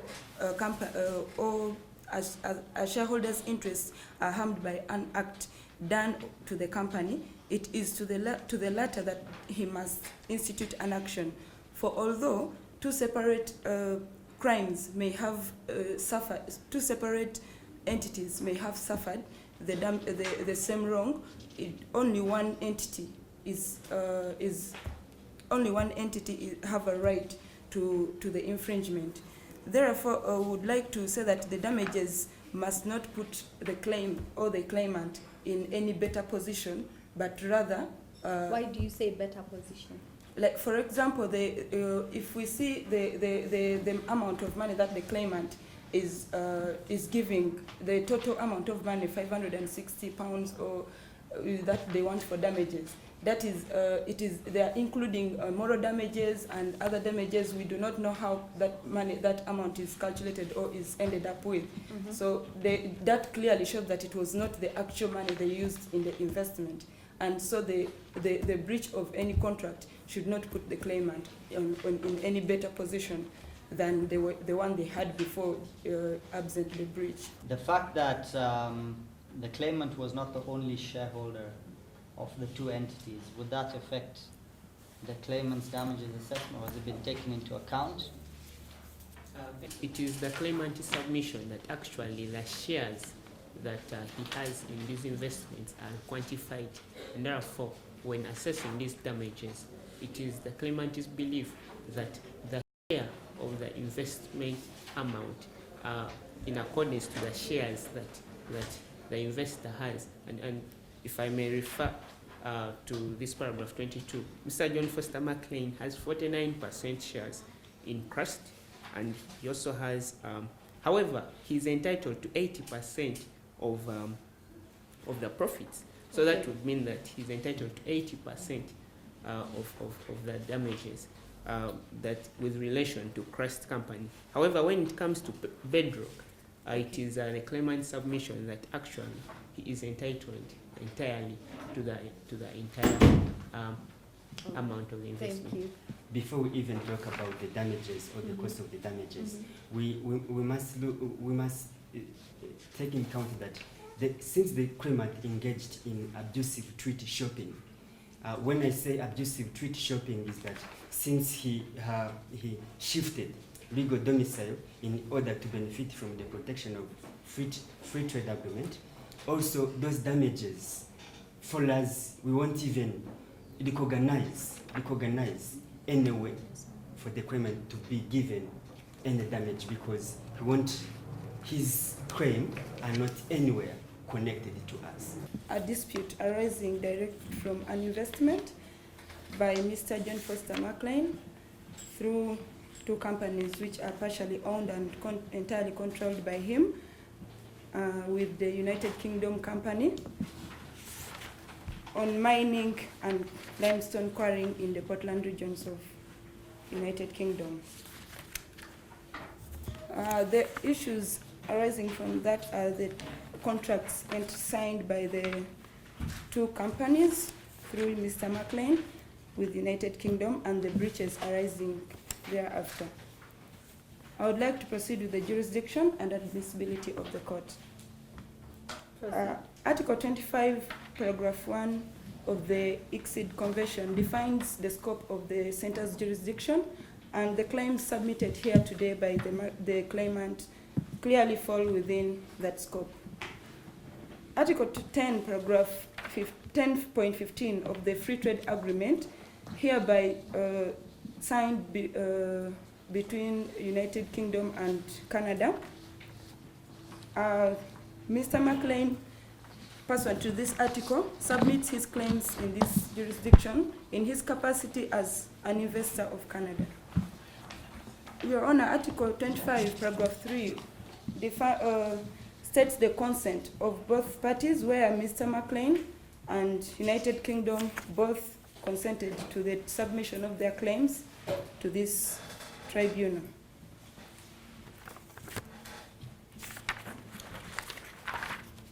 The statements of relevant facts in this matter are that Mr. John Foster McLean is a Canadian citizen and an investor in that matter who acquired this citizenship since 1970 and has never ever claimed United Kingdom citizenship. Through Crust and BRLLC, Mr. McLean signed a lease agreement and invested tons of billions of money in United Kingdom in relation to limestone quarrying and crushing. The lease agreements between UK and United Kingdom of concessions are for limestone quarrying in the Portland region of United Kingdom on a piece of government-owned land, these lease agreements were later breached by the United Kingdom. The claimant's right arise from concessions granted by a Minister of Environment and Climate Affairs, and also the two lease agreements or the contract. The contract here, Your Honor, is on 8th April 2015, Crust through Mr. McLean concluded an agreement of limestone quarrying and designing and operating in the Portland region of United Kingdom. A month later, that was 25th May 2015, Mr. McLean, through BRLLC, concluded a similar agreement for the similar cause. The dispute arising here are the breaches by the United Kingdom Authority, to mention UK Royal Police, the United Kingdom company's breach of the contractual obligations, and the breach of the lease of the free trade agreement.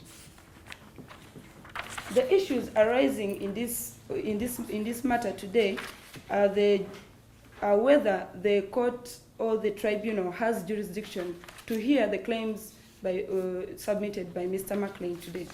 The investor, whether Mr. McLean is an investor of the other party, and whether the contract between the two states, which is between the two parties, which is Mr. McLean and the United Kingdom company, is valid and binding, and legal actions taken, whether they are attributed by United Kingdom company, whether they are attributed to the United Kingdom government, and finally whether minimum standard of treatment and national treatment were violated by United Kingdom under the free trade agreement that was signed between the two parties. Our summary of argument, therefore, Your Honor, is that according to Article 10.15.1a or Article 10.15.1b of the free trade agreement, it clearly states that Mr. McLean is a national of the Canadian cities, or is a national of Canada, and therefore his claims fall within the jurisdiction of this tribunal as an investor of the other party. The claimant is an investor of the other party in accordance to Article 10.52 A and B respectively. The wrongful expropriation here, Your Honor, are that United Kingdom wrongfully expropriated Mr. McLean's investment by shutting down his quarrying activities, arresting him, illegally arresting him and took him to the police, which was later declared that he was innocent and released. And also the minimum standards were breached by the United Kingdom, which are in violation of the free trade agreement, which was signed by the two companies. Your Honor and honorable members of this tribunal, if allow me to add that in any arbitration agreement, there are two main elements. And the first element is consent, and the second element is good faith, of which both of these elements were violated or breached by the respondent in this matter. When I say the first element is consent, they both consented to the tribunal's jurisdiction. And then the good faith, when my client approached the respondent, they had different negotiations and agreements and concluded different agreements as well, different contracts as well. But my client played his part in investing as agreed in the contract, and the respondent violated his other part of securing the permits that were to secure the operation and the quarrying activities. Your Honor, therefore, with the two, since it takes two to tango, the same goes for the performance of a contract, and therefore, I would like to submit that the respondent in this regard violated most of the following: the United Kingdom's failure to secure permits as it had promised in the contract it signed with the claimant; United Kingdom's illegal acts such as arresting the claimant and shutting down his investment, hence leading to moral damages and economic damages as far as his investment is concerned. I would like to call upon my colleague, Your Honor, to proceed with the substantive arguments in this matter. I would like to tackle the issue of the jurisdiction and admissibility of this case in this tribunal. Since the dispute arose directly out of an investment between a contracting state, which is the UK, and a nation of another contracting state, Mr. John Foster, who is a nationalized Canadian, and since both had consented in writing to submit today, I cite arbitral tribunal and also required by the FTA, Article 10.27, the arbitrator tribunal of ISID has jurisdiction over this dispute per Article 25, paragraph 1. I would like to identify the jurisdiction of the issues here. Jurisdiction of person. Mr. McCrane, our client, invested in UK under the provision of Article 10, paragraph 27 of the FTA. Mr. McCrane is a naturalized citizen of Canada, a status he obtained in 1970 and has held since forward. He has held this status for almost a period of 47 years. And he neither has he ever used any other modes of identifying himself as other than being a Canadian. In addition to that, I would like the tribunal to note that Mr. McCrane's informative document and documents that were used in his investment clearly identify him and inform the authority of United Kingdom that he's a Canadian citizen. Based on that, this tribunal has jurisdiction. In addition to that, there's the doctrine of dominant and effective nationality in this present case. This is a doctrine that was also adopted in the Nottingham case, where they demonstrate the acceptance and approval of such for individuals real and effective national based on the facts of the case, whereby it recognized the international arbitrator has given their preference to real effective nationality of a person. If I may summarize, the Notre Dame case is a case in accordance to customary international law, where they have to identify the dominant and effective nationality of a person.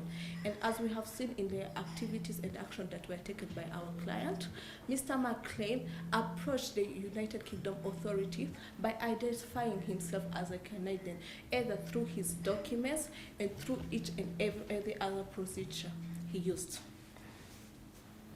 And also,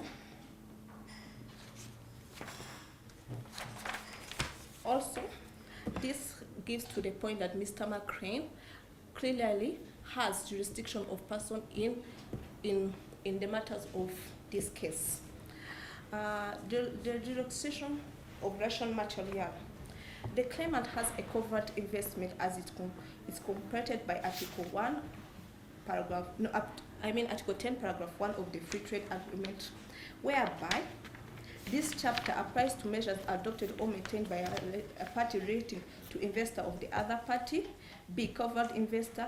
As detailed below, the action taken by the United Kingdom government vis-a-vis Mr. McCrane investment are measures related to an investor of the other party. Therefore, Mr. McCrane's investment and thus is subject to Chapter 10 of the FTA.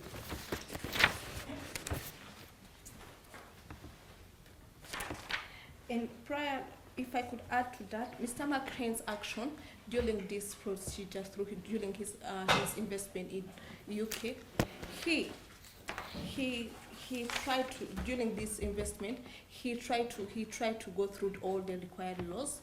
Since his investment passed through a vehicle of the United Kingdom, which is the United Kingdom company. This vehicle was there and was authorized by the United Kingdom Royal Decree.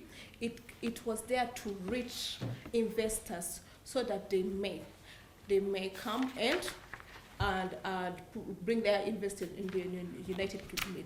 What I mean with this, that UKCOM was an arm or an organ or a tool that were used by United Kingdom in order to attract investors. So Mr. McCrane therefore says that he has jurisdiction on the matter, since he approached a representative, a vehicle that was an arm set, that was owned by the government, so that he can come and bring his investment in United Kingdom.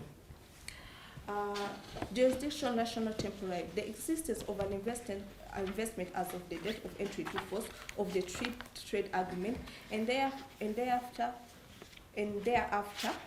not that there is a define of investment in. No, there is a define. I would like to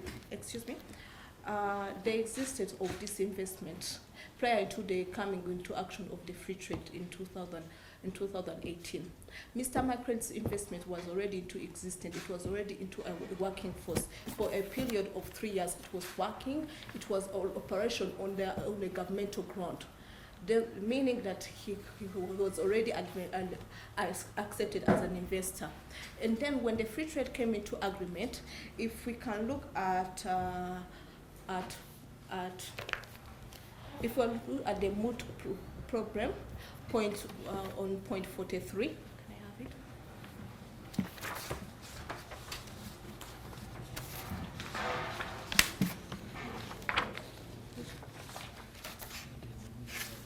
The Moot problem, the facts of the Moot. In point 43, in this case, Mr. McCrane, who is a Canadian investor, made substantial investment in the territory of UK as discussed above.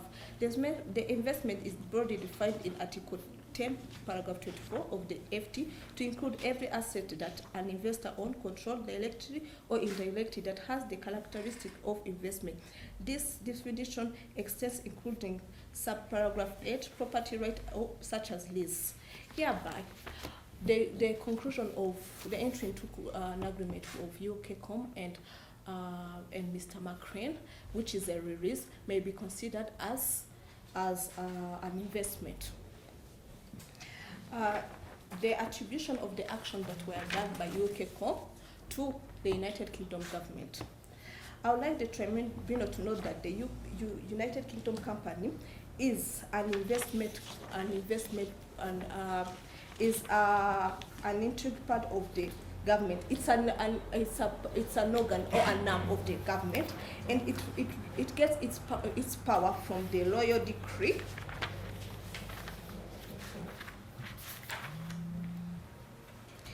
It gets its power from the United Kingdom royal decree, where it gets its power and its reason to exercise in the territory. Now, the United Kingdom gave promise to Mr. McLean to give him permits, and all the required documents in order for him to start his mining investment in UK. And in addition to that, if we look at the advertisement of the mining acquiring investment, like the Vision 220, the UK COM was started there. Like, it was started there in order to facilitate foreign investors to come and be interested through mining and acquiring in the area.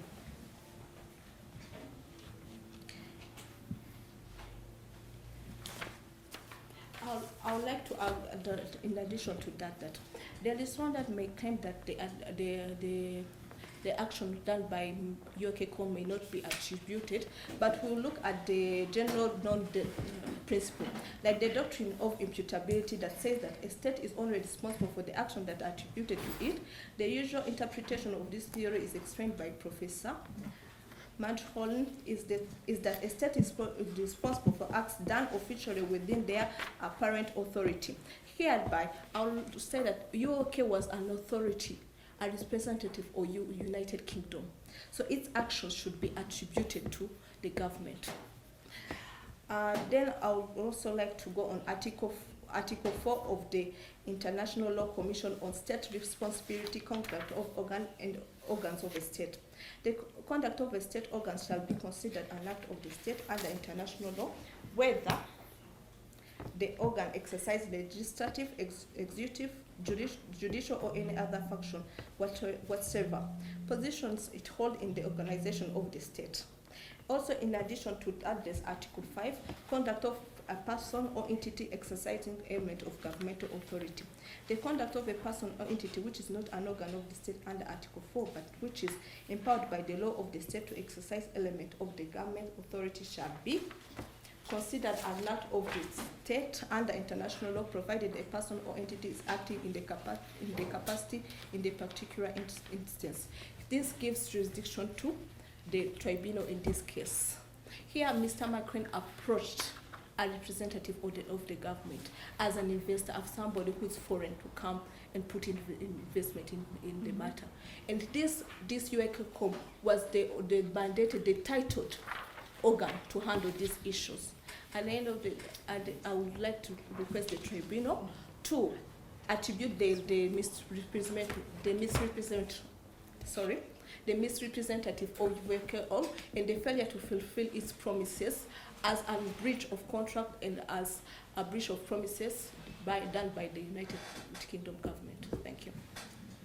Also, investor refer to the numerous acts of the respondent that, in our view, demonstrate lack of due process, natural justice, fairness, and reasonableness, also falling short of international standards of international treatment of foreign investment. Also, to substantiate our submission, in Saluka investment or Netherlands versus Czech Republic, I see the case. In order to comply with fair and equitable treatment obligation, the government must first perform consistency, transparency, and reasonable and non-discriminatory acts. Second, it must not frustrate the investor's reasonable expectations. And by failing to give necessary permits to our client, it frustrated him. And however, we submit that the principle of proportionality falls within the set of all customary international law that protect economic rights and interests of aliens. And also, it was a component of UK duty to provide the claimant with fair and equitable treatment. going straight to the next claim, Mr. Mikren's interest is a covered investment. Chapter 10 of Free Trade Agreement applies to the measure not only of investor of another party, but also a covered investment. The same article provides that there must be, in order to be a covered investment, there must be first investment as defined by Article 10, paragraph 27.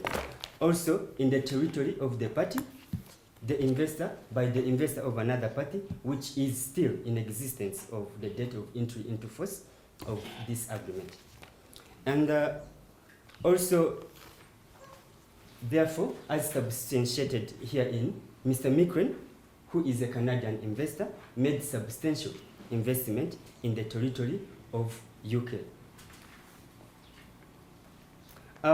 In regard to the, also UK failed to accord the claimant international standard care. This standard demands that although a country has no obligation to admit alien to its territory, once it does, it must treat them in civilized manner. In the near claim, its ICD case, the arbitrator held that the mistreatment of alien constitutes delinquency if it should mount to outrage, willful negligence, to insufficient action, and fall short of international standard that every reasonable and partial man would readily recognize that it's insufficient. Also, if it pleases the tribunal, it may judge and declare that the measure, acts, decision, and omission of the organ of the United Kingdom, as described therein, in present submission, are contrary to the international law, and also that UK is under obligation towards our client to make reparation for consequential damage. Any compensation shall be prompt, adequate, and effective in accordance to Article 10, 6, paragraph 2, through also Article 10, 6, paragraph 4 of Free Trade Agreement, Mitandis. Also, in regard to damages, in regard to the damages and to the Desert Shrine Project LLC versus Republic of Yemen, and in Dario case, which is Guinea versus Democratic Republic of Congo, International Tribunal of ICD have awarded damage for wide range of non-material injuries such as shame, degradation, and repetition harm, like that, and repetition harm, and like our client has suffered physical intimidation through detention and humiliation, which caused by respondent. Also, for conclusion, as we bring our prayer to the tribunal, the claimants claim that United Kingdom violated the obligation, include failing to accord fair and equitable treatment, failing to accord a full protection and security to his investment. It also failed to accord our client the treatment not less favorable than it accords to its own investors. It also failed to guarantee the claimant, our client, an unrestricted transfer of investment and returns. And also, it also imposed restriction and on the exportation of a mining company in contravention of free trade agreement. Hence, we request the tribunal to order UK government to pay compensation in amount of £560 million. And further, we demand that the tribunal dismiss the respondent counterclaim. Finally, we request to request UK to pay all the costs and expenses relating to the present arbitration. The claimant also prays for any relief that may be deemed necessary by the tribunal.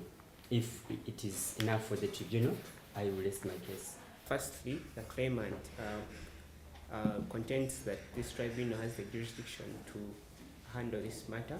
Secondly, the claimant contends that firstly, his investments were expropriated by the respondent, the United Kingdom. He also contends that the actions of the United Kingdom Mining Company can be attributed to the respondent. He also contends that the agreement or the contract between the United Kingdom Mining Company and Mr. John Foster McLean's companies, specifically Bedrock and Crest Mining Companies, are binding.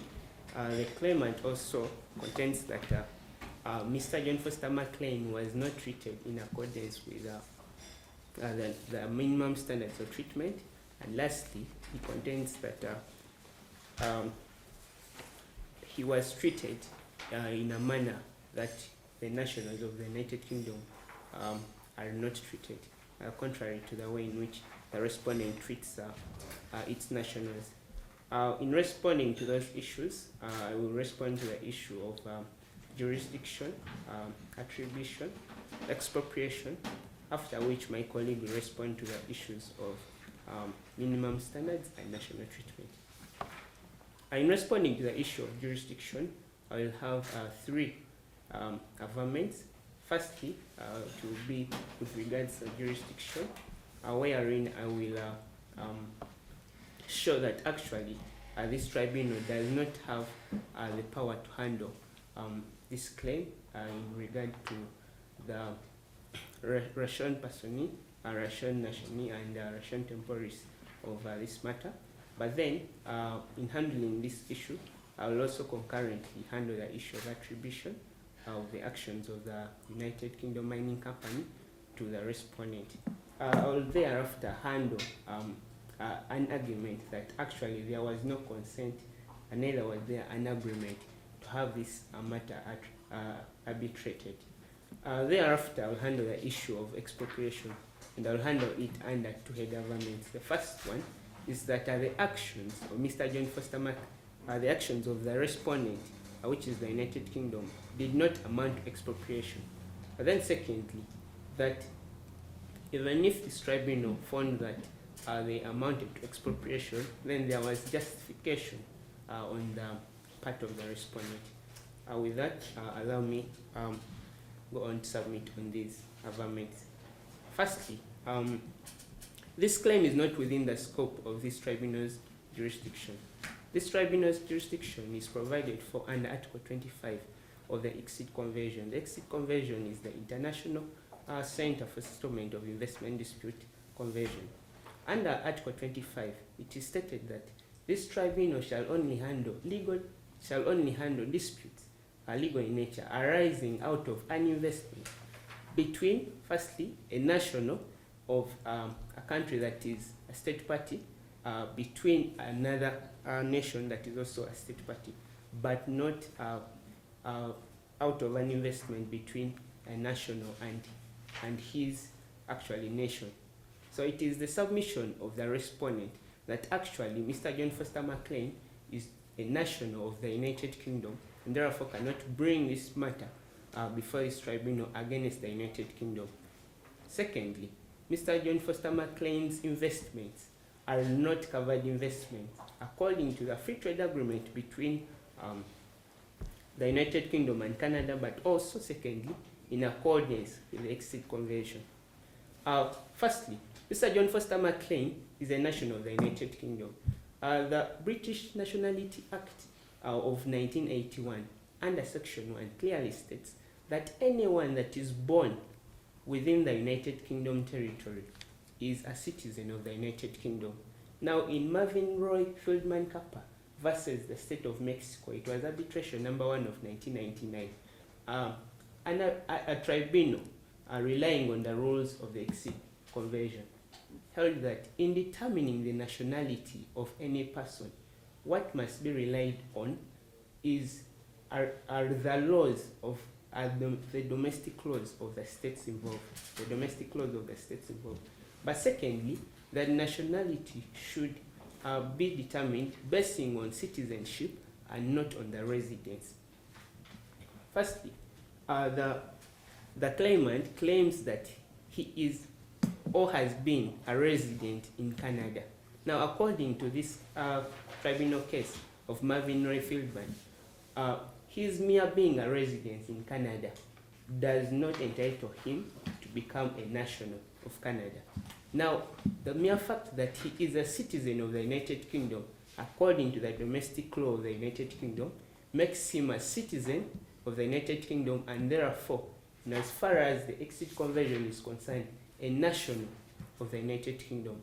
And therefore, I would love to refer you on page 6, paragraph 15, particularly line 6, wherein it is stated that Mr. John Foster McLean was actually born on the Isle of Man. Secondly, I'll refer you to page 8, paragraph 24, and particularly line 3. It is stated that the reason as to why Mr. John Foster McLean decides to invest in the United Kingdom is because of the prominence of his family in the United Kingdom. Therefore, Mr. John Foster McLean not only has nationality of the United Kingdom, but also has effective nationality of the United Kingdom. And what is dominant and effective nationality? I will rely on the case of the Notre-Dame case. It was the International Court of Justice Court, case number 1 of 1955. Herein, 4 factors were put in place. The first factor is there must be a social fact of attachment. Secondly, there should be a genuine connection of existence. Thirdly, there should be interests and sentiments between the person and the state. But then lastly, there should be an existence of reciprocal rights and duties between the person and the state. It is the submission of the respondent that actually, in as far as the United Kingdom is concerned, Mr. John Foster McLean satisfies all these requirements. Firstly, social fact, his family is prominently in the United Kingdom. Secondly, interests and sentiments. He has sentiment to the United Kingdom because firstly, he's born in the United Kingdom, and then secondly, his family is in the United Kingdom. But then there exists reciprocal rights and duties between him and the United Kingdom. Under paragraph 9 of the compromise, it is shown that Mr. John Foster McLean has actually been before a court in the United Kingdom. Now, the United Kingdom courts are courts that are meant for its citizens. Now, when he is being taken to this court, there does not arise any issue as to whether he is a citizen of the United Kingdom. It is a submission of the respondent that this honorable court should base on these facts to actually hold that Mr. John Foster McLean is actually a national of the United Kingdom, and therefore this tribunal does not have the jurisdiction to handle this matter. But secondly, even if honorable members found contrary, Mr. John Foster McLean's investments are not covered investments in as far as the exit conversion is concerned, but secondly, in as far as the free trade agreement between the United Kingdom and Canada is concerned. I'll therefore refer you to Article 1.3 of the free trade agreement. First, it is shown thereunder that actually Mr. John Foster McLean's agreement had been it is shown on page 18 under paragraph 10 of the statement of defense that we submitted for you, that actually Mr. John Foster McLean's investments had ceased to exist by the time the free trade agreement came into force. Now, under Article 1.3 of the free trade agreement, it is shown that this agreement is only for the purposes of investment agreements or investments that are still in existence. Now, in as far as that is concerned, then Mr. John Foster McLean's investments are not covered investments. But be that as it may, does Mr. John Foster McLean's investments satisfy the description of an investment in as far as the exit conversion is concerned? Now, a tribunal sitting like you are doing, following the rules of the exit conversion in Phoenix Action Limited versus Czech Republic, has held this was case number 5 of 2006, actually found that there must be requirements in addition to the Salini requirements, the 4 Salini requirements, as brought forward by the case of Salini versus Morocco.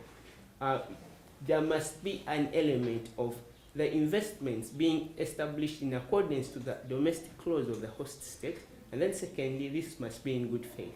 Now it is the submission and relying on Article 5 of the mining law, which is exhibit number 3 before you, that Mr. John Foster McLean did not invest in accordance with the laws of the United Kingdom. Now, under Article 5 of the mining law, it is shown that companies that are actually registered in accordance to the laws of the United Kingdom, and therefore companies that derive their corporate nature from the United Kingdom, cannot engage in mining activities.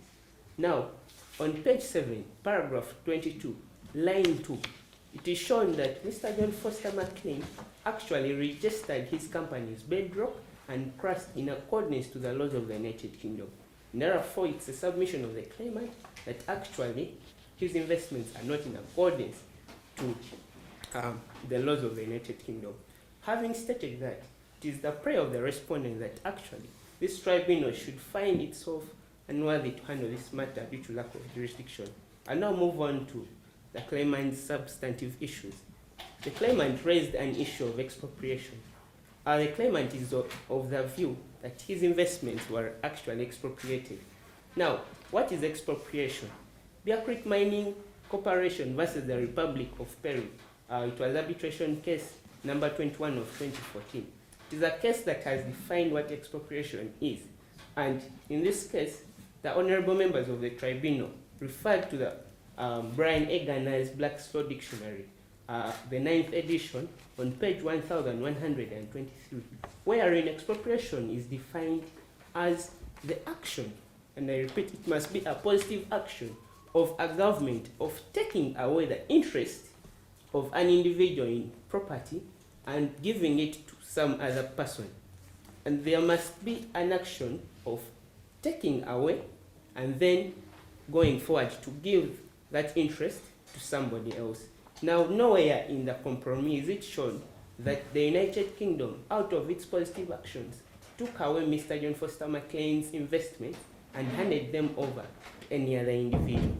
Be that as it may be, under Article 10, 6 of the Free Trade Agreement, there are aspects that are actually shown where a government may have the justification to expropriate investments of a foreign national. Firstly, if it is in public interest that those investments should be expropriated, then a government has the justification to do so. It is a submission of the respondent that actually the mere fact that Mr. John Foster McLean invested contrary to the laws of the United Kingdom and without a permit or license to do so, then Mr. John Foster McLean acted contrary to the law, and it is in public interest that the respondent had to put an end to this investment. Then secondly, this expropriation must be done in a non-discriminatory manner. It is the submission of the respondent that even if it was a national, and as my colleague will later on submit on the issue of national treatment, even if it was a national that was actually engaging in such investments contrary to the law, the United Kingdom would have done such actions. And therefore, this expropriation, if the tribunal finds that there was expropriation, was not done in a discriminatory manner.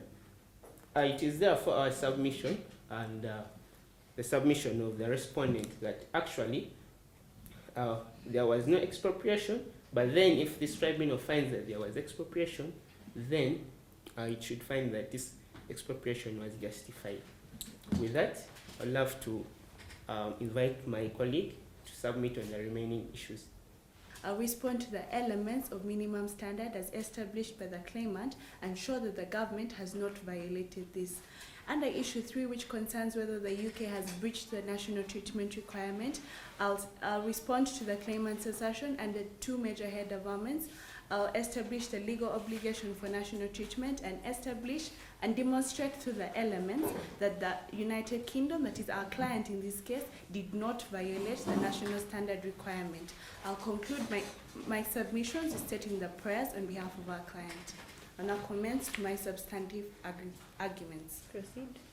The claimant submitted that the respondent fell below the national treatment required under Article 10.5 of the Canada-UK Free Trade Area Agreement by, first of all, arresting the claimant and not issuing him mining licenses, and secondly, treating him in a manner that was not fair and equitable. In response to this, it's our submission that under paragraph 3 of the compromise, Mr. John Foster McLean came into the United Kingdom following the UK 2050 vision.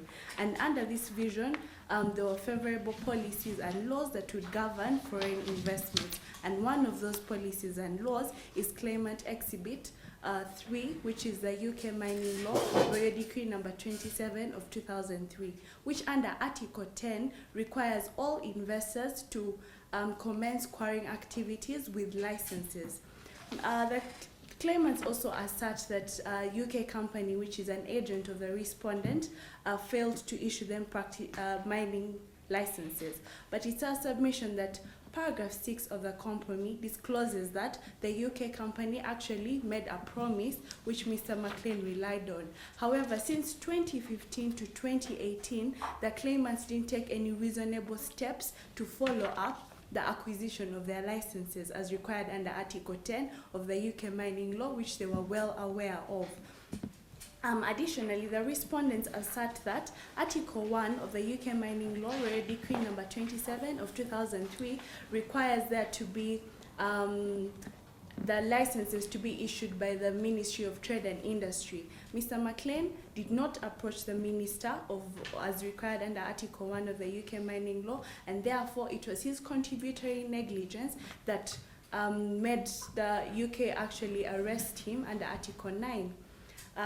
Proceeding with establishing whether the arrest was below the minimum standard required, Article 21 of the UK Mining Law, Royal Decree number 27 of 2003, creates an offence to any person who conducts quarrying activities without a license. And as my co-counsel ably established, if any other local investor had performed quarrying activities without a license, then arrest would be inevitable in accordance with the UK law, which the claimant was well aware of. And the claimant additionally made reference to Saluka Investments, which is actually an Unicitro Arbitration Rule Award that was given on 17th March 2006 to state that the claimant's legitimate expectations when he came to invest in the UK were breached, which is a requirement under minimum standard. But it's our submission that basing on paragraph 3, the legitimate expectation that Mr. McLean had was that if he was to invest in the United Kingdom, he would adhere to the laws that require this investment. And as I've already established, he was in breach of Article 21 of the UK Mining Law, therefore necessitating the police to conduct their obligation to protect the citizens of the United Kingdom from foreign investors who put the lives of other citizens at risk. It's therefore our submission that we did not fall below the minimum standard required under Article 10.5. In response to the issue regarding national treatment, the claimants assert that the respondents breached the national treatment as required under Article 10.3 of the Canada-UK Free Trade Area Agreement. However, it's our submission that basing on the claimant's assertions that the UK did not give favorable treatment as regards the local investment, we pray that this Honourable Tribunal will be persuaded by the exceed arbitration decision that was given in Archer Daniels versus the United States of Mexico, exceed case number 5 of 2004, where the tribunal actually made a comparison between the local investors in the soft drink industry and the claimants in the tribunal then, and established that the tax that was being imposed on the claimant's investments were contrary and affecting his investments in a negative manner.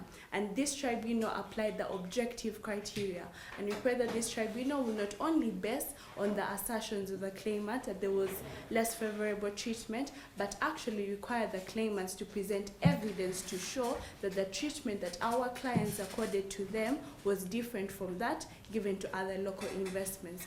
With this, we'll also lastly, in conclusion, respond to their claim that their claimants are entitled to damages, and the claimant submitted that in line with the case of Desert Line versus Yemen, which is an exceed arbitration case number 2005, that their claimants are entitled to more damages. But it's our submission that the tribunal in this case set out a test that was established by the same another tribunal sitting under the exceed rules in Lemire versus Ukraine, arbitration case number 1 of 1998, where the tribunal found that for one to be granted moral damages, they ought to establish that there was a physical duress, and that duress caused a mental suffering.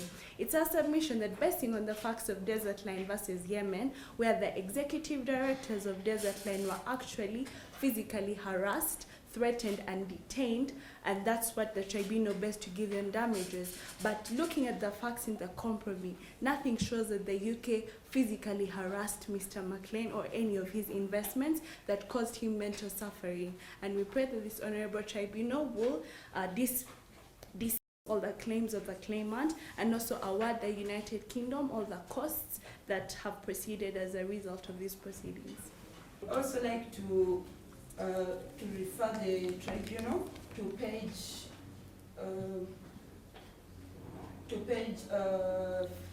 5, paragraph 13 of the facts of this case, where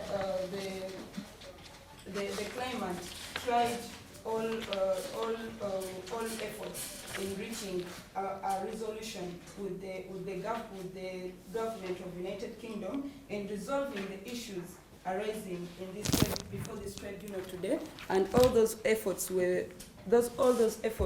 went in vain, which give him the right to claim damages to his to the unfair expropriation and his illegal actions of taking him to the police at this by the respondent.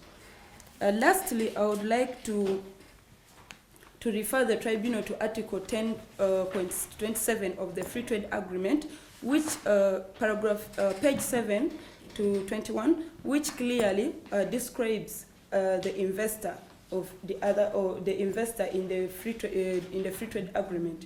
And within this scope, Mr. McLean clearly falls as an investor, and not as claimed by the respondent that he's not an investor in the present case. We would like to also tackle the issue where they said our client did not follow up on the documents, actually on the permits that were supposed to be secured. Actually, when you're entering a foreign country, you're going to invest, there is a first organ that approaches you, or that you approach as an investor, and that was United Kingdom company. That was enough to convince our client or to misrepresent itself before our client and mislead him into investing in United Kingdom when it knew properly that it was not going to take to keep its part of the obligation. And secondly, the fact that our client was released from the police station and acquitted of all his crimes, that gives a fact that he was released and declared innocent of everything that was of all the crimes that led to his arrest. Therefore, forcing him releasing him will show that neither he did not violate any regulations as submitted by the respondent. And also the fact that the fact that he was a leading investor, and also forcing him to sign some documents that made his investment to be shut down does not qualify as a minimum treatment of a foreign investor in a foreign land. On the issue of national treatment, which you submitted on,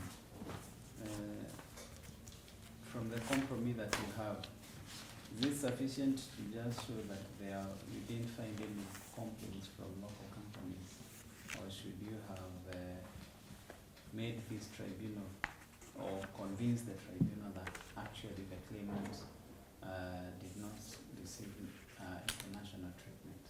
In regard to the question you asked, Your Honor, our client did not receive a national treatment since a UK company was in charge of everything, and also he was subjected to go through like UK company in order to get all approvals, and like subject comparing to the national treatment, if you are a national of the United Kingdom, you don't have to pass through United Kingdom company. There are procedures. There are procedures given to nationals which are different from the procedures given to the foreign nationals. So if our client was not to go through to the United company and he were to go to the other procedures provided to the nationals, his investment won't be frustrated. And then there is such evidence on record that local companies are given different treatments from your client. In the fact of the case, Yona, it is provided that it is. Sorry, Mukisha, if I can guide you, the facts of the case are framed by you on behalf of your client, but from the documents, be it the Mining Act, be it the FTA, does it provide different conditions to your client that are not given to a UK investor? Your Honor, we don't have enough facts to that submission, but your UK company was actually in charge of receiving and inviting a national, foreign investment to make investment in the UK. Yes, madam. Have a minute. Thank you, Your Honor.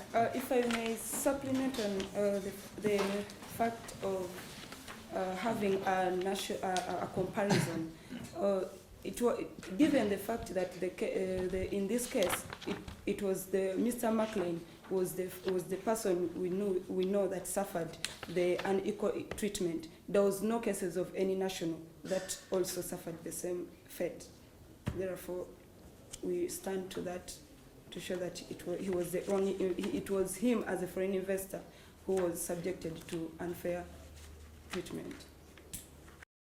If you could just direct the tribunal on the relevant provisions and law for us to look at with regard to whether the respondent, which is UK Co, can actually be considered the United Kingdom for purposes of the ICSID Convention and the FTA.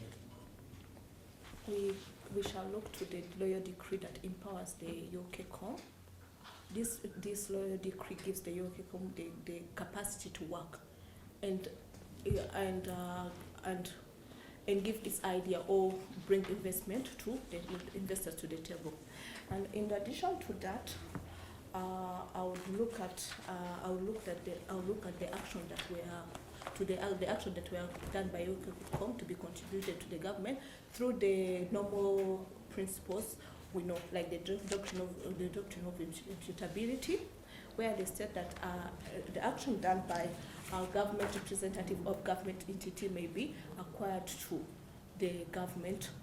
We should also look to some other articles of the ILSS, like Article 4 and Article 5. Thank you very much. My question is to the respondents on your claim that the claimant is a national of the UK and therefore cannot bring a case against the UK under the Exit Convention.